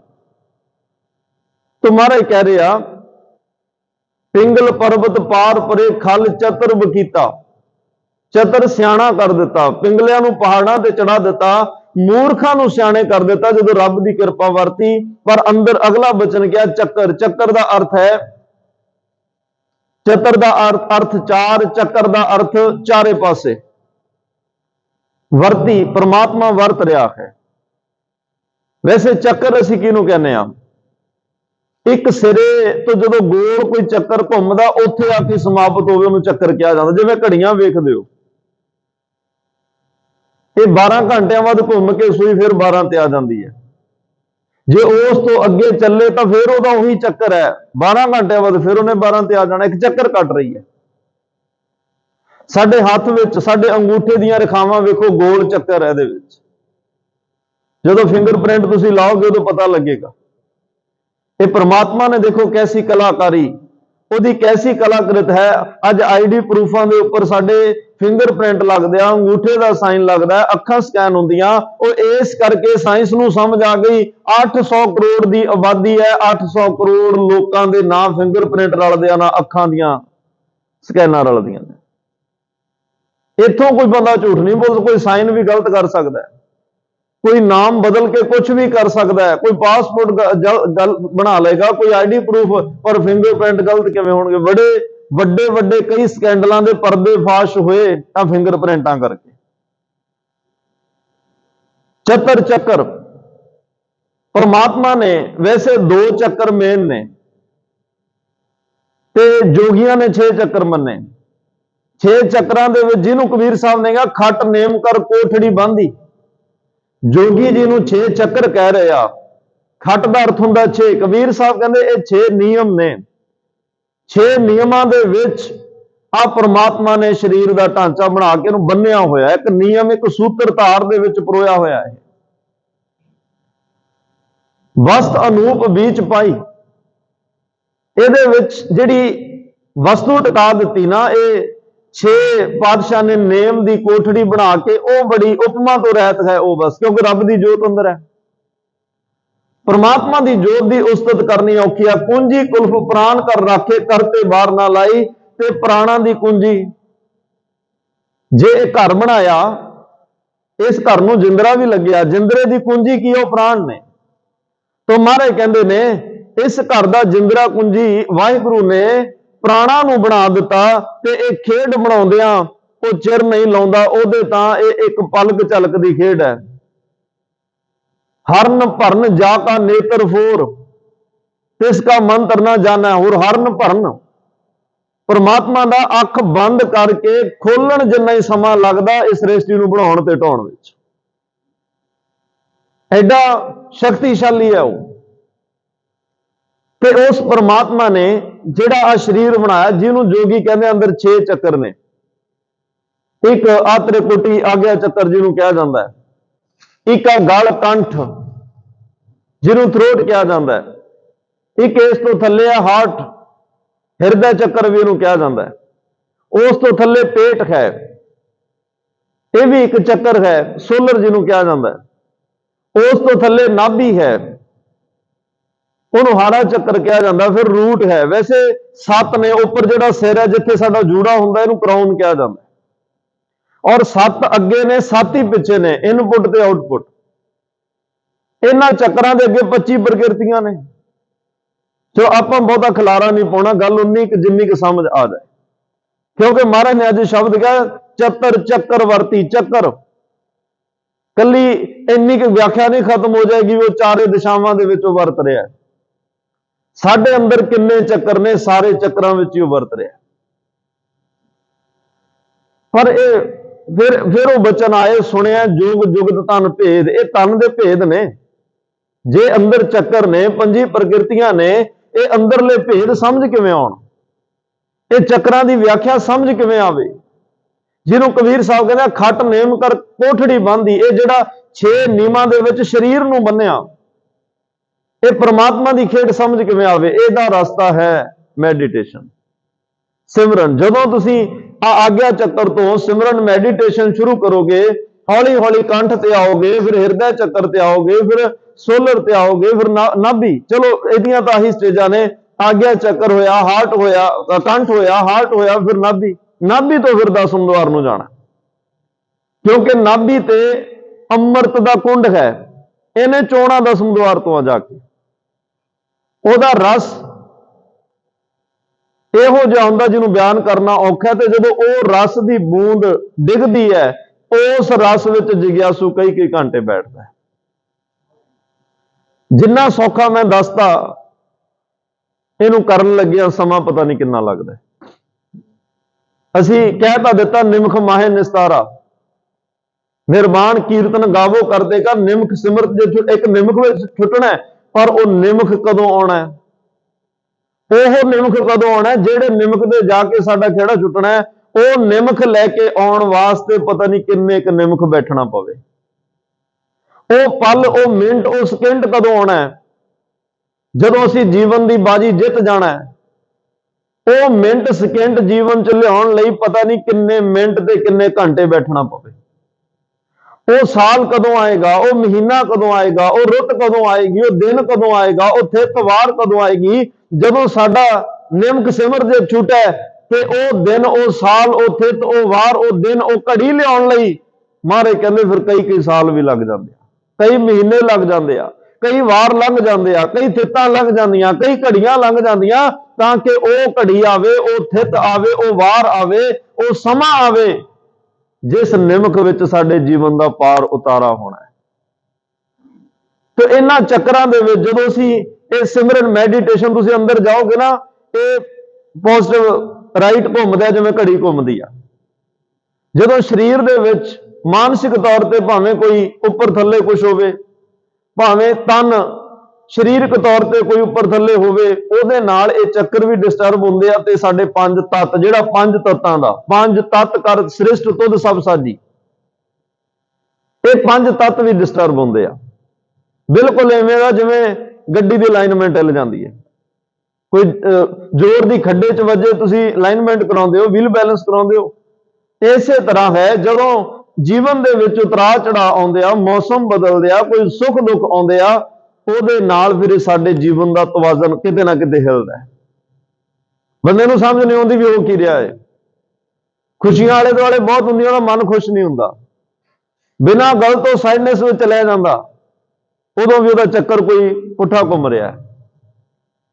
ਬੜੀ ਅਦਭੁਤ ਵਿਚਾਰ ਹੈ, ਬੜੀ ਅਦ੍ਰਿਸ਼ਟ ਜਿਹੜੀ ਨਜ਼ਰ ਨਹੀਂ ਆ ਸਕਦੀ ਉਹ ਵਿਚਾਰ, ਕਿਉਂਕਿ ਮਹਾਰਾਜ ਨੇ ਕਿਹਾ ਚੱਤਰ ਚੱਕਰ ਅੰਦਰ ਚੱਲ ਰਹੇ ਨੇ ਇਹ। ਔਰ ਚੱਕਰ ਦਾ ਮੇਨ ਅਰਥ ਹੁੰਦਾ ਜਿੱਥੋਂ ਸ਼ੁਰੂ ਹੋਏ ਉੱਥੇ ਆ ਕੇ ਸਮਾਪਤੀ ਹੋਵੇ। ਉਹ ਮੈਂ ਅੱਗੇ ਬੇਨਤੀ ਕਰਾਂਗਾ। ਤਾਂ ਇਹ ਜਿਹੜੇ ਅੰਦਰ ਚੱਕਰ ਨੇ, ਜਦੋਂ ਅਸੀਂ ਸਾਡਾ ਮੈਡੀਟੇਸ਼ਨ ਇੰਨਾ ਡੂੰਘਾ ਹੋ ਜਾਂਦਾ, ਇੰਨਾ ਡੂੰਘਾਈ, ਇੰਨਾ ਡੀਪ ਵਿੱਚ ਚਲਿਆ ਜਾਂਦਾ ਹੈ, ਇਹ ਫਿਰ ਘੁੰਮਦੇ ਤੁਹਾਨੂੰ ਨਜ਼ਰ ਵੀ ਆਉਂਦੇ ਆ। ਇਹ ਚੱਕਰ ਤੁਹਾਨੂੰ ਘੁੰਮਦੇ ਨਜ਼ਰ ਵੀ ਆਉਣਗੇ। ਇੱਥੇ ਜਿਵੇਂ ਇੱਕ ਕਮਲ ਫੁੱਲ ਖਿੜਿਆ ਹੁੰਦਾ ਹੈ, ਇਸ ਤਰੀਕੇ ਦਾ ਹਰ ਚੱਕਰ ਦੇ ਵਿੱਚ ਤੁਹਾਨੂੰ ਦਰਸ਼ਨ ਹੋਏਗਾ। ਜਦੋਂ ਉਹ ਪੋਜ਼ਿਟਿਵ ਹੋਏਗਾ ਖਿੜਿਆ ਹੋਏਗਾ, ਜਦੋਂ ਨੈਗੇਟਿਵ ਹੋਏਗਾ ਮੁੱਦਾ ਹੋਏਗਾ। ਇਹ ਸਾਰਾ ਕੁਝ ਸਾਡੇ ਅੰਦਰ ਹੈ। ਸੁਣਿਆ ਜੋਗ ਜੁਗ ਤਨ ਭੇਦ। ਜਦੋਂ ਇਹ ਰੱਬ ਦੀ ਗੱਲ ਸੁਣਦੇ ਸੁਣਦੇ, ਜਪਦੇ ਜਪਦੇ, ਸਿਮਰਨ ਮੈਡੀਟੇਸ਼ਨ ਕਰਦੇ ਤੁਸੀਂ ਤੁਰੋਗੇ, ਉਦਾਂ ਉਦਾਂ ਪਰਤਾਂ ਖੁੱਲਦੀਆਂ ਜਾਣਗੀਆਂ। ਉਵੇਂ ਉਵੇਂ ਤੁਹਾਨੂੰ ਇਹ ਸਾਰਾ ਕੁਝ ਨਜ਼ਰ ਆਉਂਦਾ ਜਾਏਗਾ। ਮੈਂ ਜਿਹੜੀ ਬੇਨਤੀ ਕਰ ਰਿਹਾ, ਜੇ ਅੰਦਰ ਸਾਡੇ ਚੱਕਰ ਨੇ, ਜੋਗੀ ਕਹਿੰਦੇ ਆ 6 ਹੈ, ਕਈ ਥਿਊਰੀਆਂ ਕਹਿ ਰਹੀਆਂ 7 ਨੇ, ਸਾਰੇ ਚੱਕਰਾਂ ਵਿੱਚ ਪ੍ਰਮਾਤਮਾ ਵਰਤ ਰਿਹਾ। ਤਾਂ ਹੀ ਅਸੀਂ ਧਿਆਨ ਲਾਉਣਾ ਉੱਥੇ। ਇੱਕ ਇੱਕ ਚੱਕਰ ਤੇ ਧਿਆਨ ਲਾਓਗੇ, ਧਿਆਨ ਲਾਉਣਾ ਸ਼ੁਰੂ ਕਰੋਗੇ, ਹੌਲੀ ਹੌਲੀ ਉੱਥੇ ਜਿਹੜਾ ਕੁਝ ਪਿਆ ਤੁਹਾਨੂੰ ਨਜ਼ਰ ਆਉਣਾ ਸ਼ੁਰੂ ਹੋਏਗਾ, ਪ੍ਰਗਟ ਹੋਣਾ ਸ਼ੁਰੂ ਹੋਏਗਾ। ਸਾਰਾ ਵੈਸੇ ਖਜ਼ਾਨਾ ਸਾਡਾ ਹੁਣ ਤੱਕ ਦਾ, ਜਨਮਾਂ ਜਨਮਾਂ ਦਾ ਜੋ ਸਾਡਾ ਹਿਸਾਬ ਕਿਤਾਬ, ਉਹ ਨਾਭੀ ਚ ਪਿਆ। ਇੱਥੇ ਸਵਾਸਾਂ ਦੀ ਗੱਠ ਵੀ ਇੱਥੇ ਹੀ ਆ। ਜਦੋਂ ਕੋਈ ਪ੍ਰਾਣੀ ਚੜ੍ਹਾਈ ਕਰਦਾ, ਇੱਥੇ ਨਾਭੀ ਤੇ ਉਹਨੂੰ ਖਿੱਚ ਪਏਗੀ, ਕਿਉਂਕਿ ਗੱਠ ਖੁੱਲ ਰਹੀ ਆ। ਤਾਂ ਇਹਨੇ ਮੈਡੀਟੇਸ਼ਨ ਨਾਲ ਖੁੱਲਣਾ, ਇਹਦੇ ਦਰਸ਼ਨ ਮੈਡੀਟੇਸ਼ਨ ਨਾਲ ਹੋਣੇ ਆ। ਇਹਨਾਂ ਚੱਕਰਾਂ ਤੇ ਜਾ ਕੇ ਕੀ ਅਨੁਭਵ ਹੁੰਦਾ, ਇਹ ਤੁਰਿਆ, ਇਹ ਤਾਂ ਇਉਂ ਆ ਜਿਵੇਂ ਕੋਈ ਕਵੇ ਵਿਆਹ ਕਰਾ ਕੇ ਕੀ ਹੋ ਜਾਂਦਾ, ਉਹਨੂੰ ਕਰਾ ਕੇ ਹੀ ਪਤਾ ਲੱਗੇਗਾ, ਵਿਆਖਿਆ ਨਹੀਂ। ਵਿਆਖਿਆ ਨਹੀਂ, ਜੇ ਵਿਆਖਿਆ ਸਮਝ ਆਉਂਦੀ ਹੋਵੇ ਤਾਂ ਫਿਰ ਜਿਹੜੇ ਬਾਅਦ ਵਿੱਚ ਕਹਿੰਦੇ ਇਦੋਂ ਚੰਗਾ ਨਾ ਹੀ ਕਰਾਉਂਦੇ, ਫਿਰ ਉਹਨਾਂ ਨੇ ਕਰਾਉਣਾ ਨਹੀਂ ਸੀ। ਇਹ ਰਸਤਾ ਜਿਹੜਾ ਹੈ, ਇਹ ਤੁਰਿਆ ਹੀ, ਚੱਲਿਆ ਹੀ ਪਤਾ ਲੱਗੇਗਾ। ਜੇ ਕੋਈ ਸਮੁੰਦਰ ਦੇ ਬਾਹਰ ਖੜਾ ਕਹੀ ਜਾਵੇ ਜੀ ਆਪਾਂ ਤਾਂ ਬੜੇ ਵੱਡੇ ਤਾਰੂ ਆ, ਤੇ ਕੋਈ ਉਹਨੂੰ ਸਮੁੰਦਰ 'ਚ ਧੱਕਾ ਮਾਰੇ, ਸਿੱਟ ਕੇ ਵੇਖੇ ਵੀ ਹਾਂ ਦੇਖੀਏ ਤਾਂ ਅਸੀਂ ਕਿੱਡਾ ਕਤਰਾਕ ਹੈ, ਉਹਦਾ ਵਿੱਚ ਬੜਿਆ ਪਤਾ ਲੱਗਣਾ। ਜੇ ਤੂੰ ਤਾਰੂ ਪਾਣ, ਜੇ ਤੂੰ ਪਾਣੀਆਂ ਦਾ ਤਾਰੂ ਹੈ, ਪੁੱਛਣ ਜਾਏ ਤੜਨ ਕਲ, ਵੈਸੇ ਕਈਆਂ ਨੇ ਅਰਥ ਇਹ ਕੀਤੀ, ਜੇ ਤੂੰ ਪਾਣੀ ਦੇ ਵਿੱਚ ਤਰਨਾ ਚਾਹੁੰਦਾ, ਪੁੱਛਣ ਜਾਏ ਤੜਨ ਕਲ, ਉਹਨਾਂ ਨੂੰ, ਤੜਨ ਦਾ ਮਤਲਬ ਤਰਨਾ, ਕਲ ਦਾ ਮਤਲਬ ਕਲਾ, ਉਹਨਾਂ ਨੂੰ ਪੁੱਛ ਜਿਨ੍ਹਾਂ ਨੂੰ ਤਰਨ ਦੀ ਕਲਾ ਜਿਨ੍ਹਾਂ ਕੋਲ, ਉਹਨਾਂ ਨੂੰ ਪੁੱਛ ਜਿਨ੍ਹਾਂ ਨੇ ਇਸ ਸਮੁੰਦਰ 'ਚ ਡੁਬਕੀਆਂ ਲਾਈਆਂ, ਚੁੱਭੀਆਂ ਲਾਈਆਂ, ਤਰਾਕ ਨੇ ਵੱਡੇ ਵੱਡੇ ਦਰਿਆਵਾਂ ਸਮੁੰਦਰਾਂ, ਉਹਨਾਂ ਨੂੰ ਪੁੱਛ ਲਈ। ਇਸ ਲਈ ਕਹਿ ਰਿਹਾ ਕਿਉਂਕਿ ਇਹਦੇ 'ਚ ਘੁੰਮਣ ਘੇਰੀਆਂ ਬਹੁਤ ਆ, ਲਹਿਰਾਂ ਬਹੁਤ ਉੱਠਦੀਆਂ, ਬੰਦੇ ਡੁੱਬ ਜਾਂਦੇ ਆ, ਕਿਸ਼ਤੀਆਂ ਡੁੱਬ ਜਾਂਦੀਆਂ, ਵੱਡੇ ਵੱਡੇ ਜਹਾਜ਼ ਡੁੱਬ ਜਾਂਦੇ ਆ। ਆ ਭਵ ਸਾਗਰ, ਇਹ ਇੱਕ ਸਮੁੰਦਰ, ਭਵ ਸਾਗਰ ਦਾ ਅਰਥ ਪਤਾ ਕੀ ਆ? ਭਾਵਨਾਵਾਂ ਦਾ ਸਾਗਰ। ਬਾਹਰਲੇ ਸਾਗਰਾਂ 'ਚ ਤਾਂ ਪਾਣੀ ਹੈ, ਇਹਦੇ 'ਚ ਉਹ ਪਾਣੀ ਨਹੀਂ ਜਿਹੜਾ ਬਾਹਰਲੇ ਸਮੁੰਦਰਾਂ 'ਚ ਹੈ, ਇਹਦੇ 'ਚ ਭਾਵਨਾਵਾਂ ਦਾ ਪਾਣੀ, ਭਵ ਜਲ, ਭਾਵਨਾਵਾਂ ਦਾ ਜਲ। ਹੁਣ ਜੇ ਬਾਹਰ ਵਰਗਾ ਪਾਣੀ ਇੱਥੇ ਨਹੀਂ, ਤੇ ਫਿਰ ਬਾਹਰ ਵਰਗੀਆਂ ਬੇੜੀਆਂ ਵੀ ਨਹੀਂ ਚੱਲਣਗੀਆਂ, ਫਿਰ ਬਾਹਰ ਵਾਲੇ ਜਹਾਜ਼ ਵੀ ਨਹੀਂ ਇਹਦੇ ਵਿੱਚ ਚੱਲਣੇ। ਜੇ ਇੱਥੇ ਪਾਣੀ ਕੋਈ ਹੋਰ ਕਿਸਮ ਦਾ ਹੈ, ਅਸਲ ਦੇ ਵਿੱਚ ਤਾਂ ਮਾਰੇ ਕਹਿੰਦੇ ਆ ਅਗਨ ਸਾਗਰ ਬੂਡਤ ਸੰਸਾਰਾ, ਇਹ ਤਾਂ ਅੱਗ ਦਾ ਸਾਗਰ ਹੈ। ਅੱਗ ਦੇ ਸਾਗਰ ਵਿੱਚ ਤੁਸੀਂ ਲੱਕੜ ਦੀ ਬੇੜੀ ਕਿਵੇਂ ਚਲਾਓਗੇ? ਅੱਗ ਦੇ ਸਾਗਰ ਵਿੱਚ ਜਹਾਜ਼ ਕਿਵੇਂ ਚੱਲਣਗੇ? ਬੜੀ ਕਮਾਲ ਦੀ ਗੱਲ ਕਰ ਰਿਹਾ ਸਤਿਗੁਰੂ। ਇਸ ਅੱਗ ਦੇ ਸਾਗਰ ਵਿੱਚ ਇੱਕੋ ਹੀ ਇੱਕ ਜਹਾਜ਼ ਹੈ, ਵਾਹਿਗੁਰੂ ਨਾਮ ਜਹਾਜ਼ ਹੈ। ਜਿਹੜੇ ਸੋ ਉਤਰੈ ਪਾਰ, ਨਾਮ ਦਾ ਜਹਾਜ਼ ਜਿਹਨੂੰ ਕਹਿੰਦੇ ਆ। ਰਾਮ ਜਪੋ ਜੀ ਐਸੇ ਐਸੇ, ਧਰੂ ਪ੍ਰਹਿਲਾਦ ਜਪਿਓ ਹੈ ਜੈਸੇ, ਦੀਨ ਦਿਆਲ ਭਰੋਸੇ ਤੇਰੇ ਸਭ ਪਰਿਵਾਰ, ਚੜਾਇਆ ਬੇੜੇ ਜਾਤ ਸੁਭਾਵੈ ਤਾਂ ਹੁਕਮ ਮਨਾਵੈ, ਇਸ ਬੇੜੇ ਕੋ ਪਾਰ ਲੰਘਾਵੈ। ਇਹ ਤੇਰੇ ਨਾਮ ਦੇ ਬੇੜੇ ਵਿੱਚ ਸਤਿਗੁਰੂ ਸਾਨੂੰ ਬਿਠਾ ਲੈ, ਨਹੀਂ ਤਾਂ ਇਹ ਅੱਗ ਦੇ ਸਾਗਰ ਵਿੱਚ, ਭਾਵਨਾਵਾਂ ਦੇ ਸਾਗਰ 'ਚ ਬੜੀਆਂ ਜ਼ਿੰਦਗੀਆਂ ਡੁੱਬ ਗਈਆਂ। ਤਾਂ ਹੀ ਤਾਂ ਕਬੀਰ ਸਾਹਿਬ ਨੇ ਕਿਹਾ ਕਿ ਜਿਨ੍ਹਾਂ ਕੋਲ ਭਾਰ ਥੋੜਾ ਹੋਏਗਾ, ਜੇ ਤੁਸੀਂ ਸਾਗਰਾਂ ਵਿੱਚੋਂ ਲੰਘਣਾ, ਫਿਰ ਭਾਰ ਥੋੜਾ ਲੈ ਕੇ ਜਾਣਾ ਪਏਗਾ।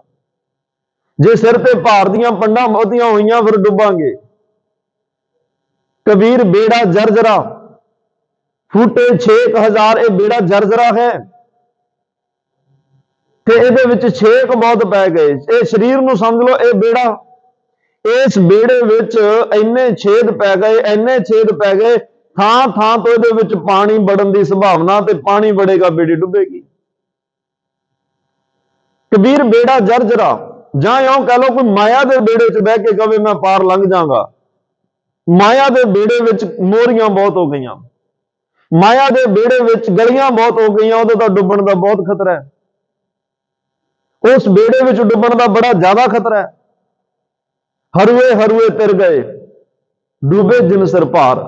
ਜਿਨ੍ਹਾਂ ਨੇ ਸੇਵਾ ਕੀਤੀ, ਜਿਨ੍ਹਾਂ ਨੇ ਸਿਮਰਨ ਕੀਤਾ, ਮੈਡੀਟੇਸ਼ਨ ਕੀਤਾ, ਸਤਸੰਗ ਕੀਤੀ, ਚੰਗੇ ਕੰਮ ਕੀਤੇ, ਉਹਨਾਂ ਨੇ ਆਪਣੇ ਸਿਰ ਤੋਂ ਇਹ ਭਾਰ ਹੌਲਾ ਕਰ ਲਿਆ। ਜਿਨ੍ਹਾਂ ਦੇ ਸਿਰਾਂ ਤੋਂ ਭਾਰ ਹੌਲਾ ਹੋਇਆ ਉਹ ਤਰ ਗਏ, ਤੇ ਜਿਹੜੇ ਸਾਰੀ ਜ਼ਿੰਦਗੀ ਉਹ ਰੰਗ ਦੇ ਵਰਗੇ, ਹਿਟਲਰ ਵਰਗੇ, ਜਿਨ੍ਹਾਂ ਨੇ ਇੰਨੇ ਪਾਪ ਕਰਕੇ ਇੰਨੀਆਂ ਵੱਡੀਆਂ ਪੰਡਾਂ ਆਪਣੇ ਸਿਰ ਤੇ ਰੱਖ ਲਈਆਂ, ਉਹਨਾਂ ਨੂੰ ਅਹਿਸਾਸ ਹੋ ਗਿਆ ਵੀ ਇੰਨਾ ਭਾਰ ਚੱਕ ਕੇ ਤੁਰਨਾ ਕਿਵੇਂ ਹੈ। ਇਹਦੇ 'ਚ ਮੁਸ਼ਕਲ ਇਹ ਆਉਂਦੀ ਹੈ, ਬਾਹਰ ਭਾਰ ਸਾਡੇ ਕੋਲੇ ਜਿੰਨੀਆਂ ਮਰਜ਼ੀ ਪੰਡਾਂ ਹੋਣ, ਪੰਡਾਂ ਚੱਕਣ ਵਾਲੇ, ਭਾਰ ਚੱਕਣ ਵਾਲੇ ਕਿਰਾਇਆਂ ਤੇ ਮਿਲ ਜਾਂਦੇ ਆ। ਹੋਰ ਬੜੇ ਸਾਧਨ ਨੇ, ਜੇ ਕਿਸੇ ਨੇ ਭਾਰ ਇੱਕ ਜਗ੍ਹਾ ਤੋਂ ਦੂਜੀ ਜਗ੍ਹਾ ਲਿਜਾਣਾ, ਬੜੇ ਸਾਧਨ। ਇਸ ਦੇ ਵਿੱਚ ਕੋਈ ਹੋਰ ਸਾਧਨ ਨਹੀਂ ਕਿ ਤੁਸੀਂ ਆਪਣੀ ਪੰਡ ਕਿਸੇ ਦੇ ਸਿਰ ਤੇ ਰੱਖ ਦਿਓ। ਹਾਂ, ਮਿਲ ਜਾਂਦੇ ਆ, ਪਰ ਉੱਥੇ ਇੱਕ ਵਾਅਦਾ ਵੀ ਹੁੰਦਾ ਹੈ, ਉੱਥੇ ਇੱਕ ਇਕਰਾਰ ਕਰਨਾ ਪੈਂਦਾ ਹੈ ਵੀ ਜੇ ਅੱਜ ਤੇਰੀ ਮੈਂ ਅੱਜ ਪਾਪਾਂ ਦੀ ਪੰਡ ਮੁਕਾਉਣਾ ਹੈ, ਤੇਰੇ ਅੱਜ ਲੇਖੇ ਨੂੰ ਮੁਕਾਉਣਾ ਹੈ, ਤੇਰੇ ਅੱਜ ਸਿਰ ਤੋਂ ਭਾਰ ਲਾਉਣਾ ਹੈ, ਤੇ ਇੱਕ ਵਾਅਦਾ ਕਰ, ਅੱਜ ਤੋਂ ਬਾਅਦ ਇਹ ਪਾਪਾਂ ਦੀ ਪੰਡ ਤੂੰ ਨਹੀਂ ਚੱਕੇਗਾ। ਉੱਥੇ ਵਾਅਦਾ ਕਰਨਾ ਪੈਂਦਾ ਹੈ। ਤੇ ਕਈ ਲੋਕ ਇਸ ਭਰਮ ਦੇ ਵਿੱਚ ਨੇ ਵੀ ਸਤਿਗੁਰੂ ਬਖਸ਼ ਤਾਂ ਦਿੰਦੇ ਹੀ ਆ, ਰੱਬ ਬਖਸ਼ ਤਾਂ ਦਿੰਦੇ ਹੀ ਆ, ਪਾਪ ਕਰੀ ਜਾਓ, ਕੀ ਫਰਕ ਪੈਂਦਾ? ਇਹਨੇ ਬਖਸ਼ ਤਾਂ ਦੇਣਾ ਹੀ ਹੈ। ਪਾਪ ਵੱਧ ਹੋਏ ਕਿ ਘੱਟ ਹੋਏ, ਜਦੋਂ ਬਖਸ਼ਾਉਣੇ ਆ ਫਿਰ ਥੋੜੇ ਕੀ ਤੇ ਬਹੁਤੇ ਕੀ, ਬਖਸ਼ ਤਾਂ ਦੇਣੇ ਹੀ ਆ।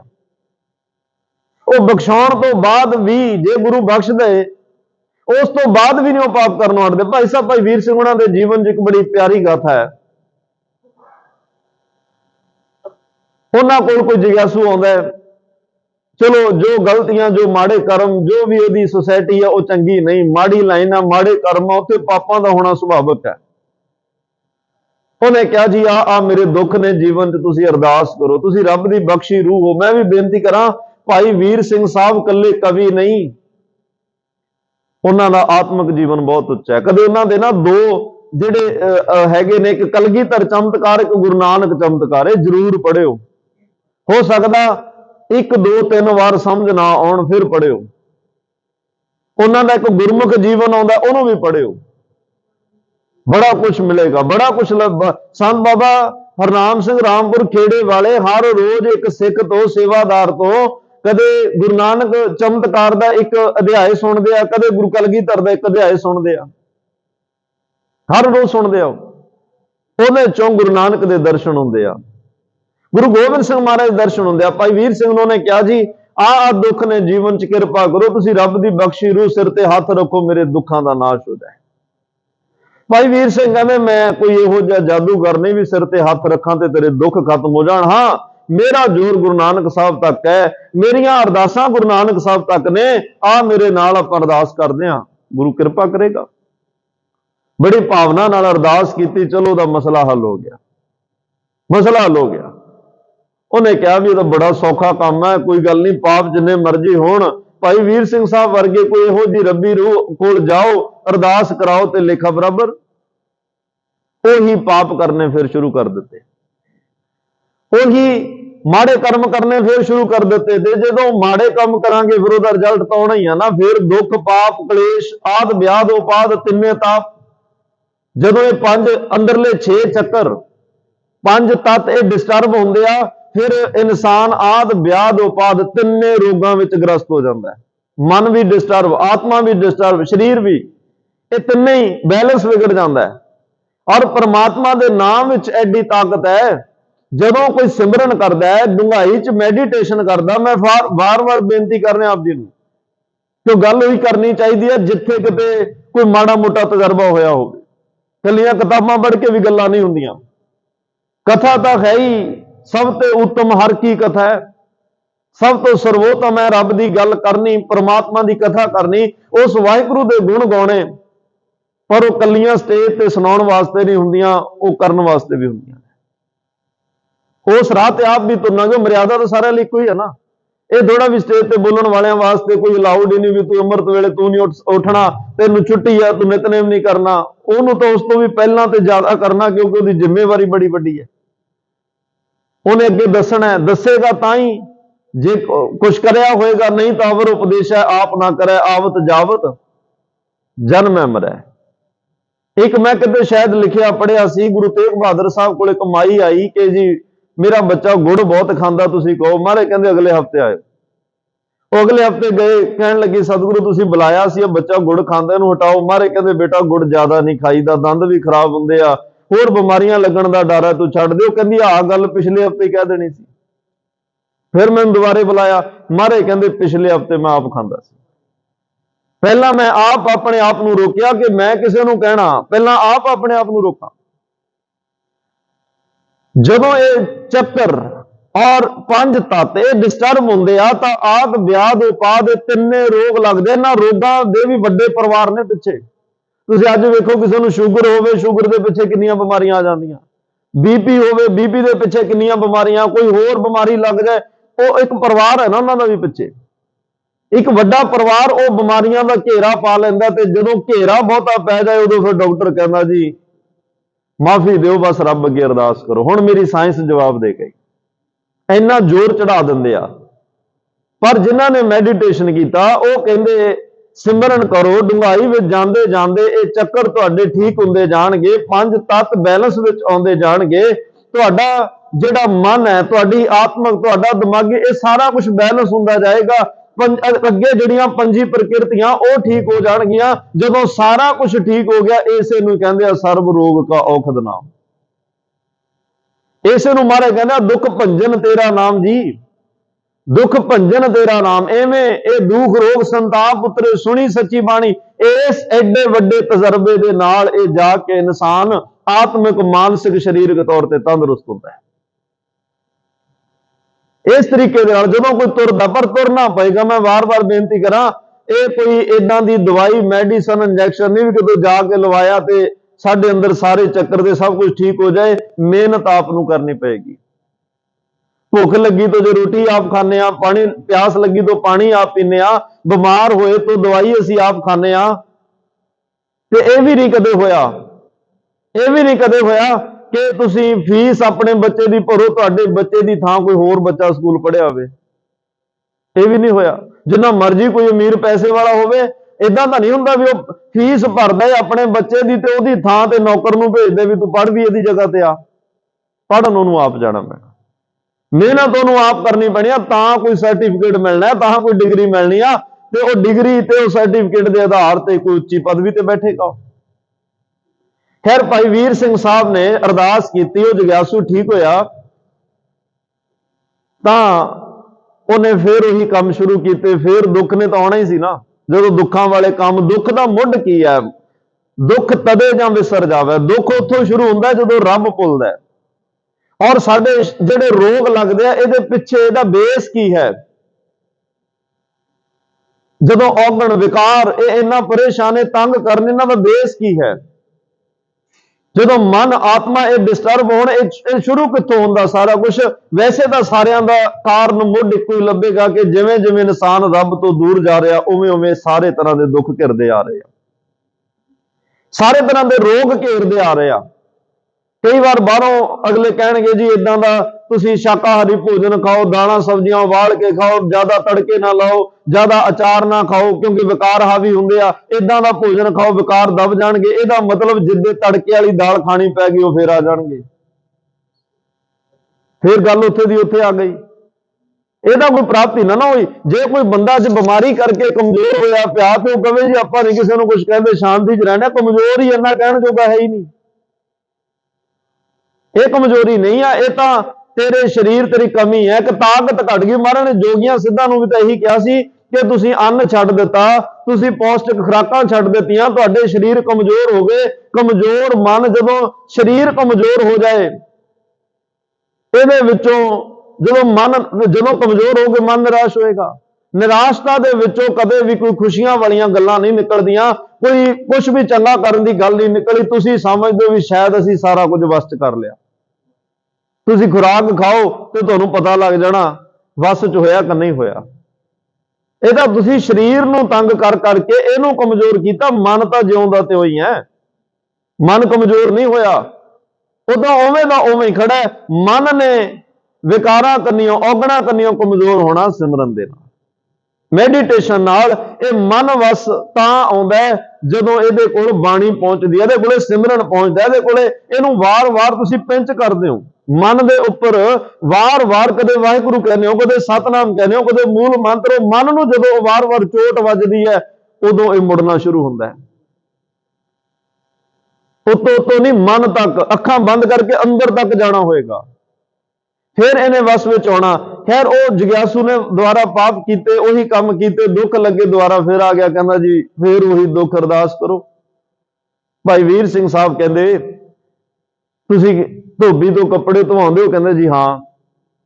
ਕਹਿੰਦੇ ਧੋਬੀ ਤੇ ਕਦੇ ਤਰਸ ਆਇਆ ਵੀ ਬਹੁਤੇ ਕੱਪੜੇ ਗੰਦੇ ਕਰਕੇ ਨਾ ਦਈਏ, ਕੋਈ ਵੱਡੇ ਦਾਗ ਲਾ ਕੇ ਨਾ ਦਈਏ, ਕੱਪੜੇ ਫਟਣ ਦਾ ਵੀ ਡਰ ਹੈ ਤੇ ਧੋਬੀ ਨੂੰ ਵੀ ਜ਼ਿਆਦਾ ਜਿਹੜੀ ਆ ਮਿਹਨਤ ਕਰਨੀ ਪਏਗੀ, ਉਹਦਾ ਜ਼ੋਰ ਜ਼ਿਆਦਾ ਲੱਗੇਗਾ, ਸਮਾਂ ਜ਼ਿਆਦਾ ਲੱਗੇਗਾ, ਬਸ ਉਨੇ ਕਦੋਂ ਜਿੰਨਾ ਕੋ ਉਹਨੂੰ ਵੀ ਸੌਖਾ ਰਵੇ। ਕਹਿੰਦੇ ਜੀ ਹਾਂ, ਮਨ ਚਾਹੁੰਦਾ ਵੀ ਉਹ ਧੋਣ ਵਾਲਾ ਔਖਾ ਨਾ ਹੋਵੇ, ਇੰਨੇ ਕੁ ਵੱਡੇ ਦਾਗ ਨਾ ਲੱਗ ਜਾਣ ਵੀ ਉਹ ਕੱਪੜਿਆਂ ਤੋਂ ਲਾਉਣੇ ਹੀ ਔਖੇ ਹੋ ਜਾਣ। ਫਿਰ ਕਹਿੰਦੇ ਗੁਰੂ ਨਾਨਕ ਸਾਹਿਬ ਕੋਲੇ ਤੂੰ ਐਡੇ ਵੱਡੇ ਦਾਗ ਲਾ ਕੇ ਜੀਵਨ ਕਿਵੇਂ ਲੈ ਕੇ ਆ ਜਾਂਦਾ? ਇੰਨੇ ਵੱਡੇ ਵੱਡੇ ਦਾਗ ਲਾ ਕੇ ਗੁਰੂ ਨਾਨਕ ਸਾਹਿਬ ਨੂੰ ਕਹਿਣਾ ਵੀ ਉਹਨੂੰ ਦਾਗਾਂ ਨੂੰ ਧੋਵੋ, ਕਿੰਨਾ ਸਮਾਂ ਲੱਗਦਾ ਹੋਏਗਾ ਧੋਣ ਨੂੰ?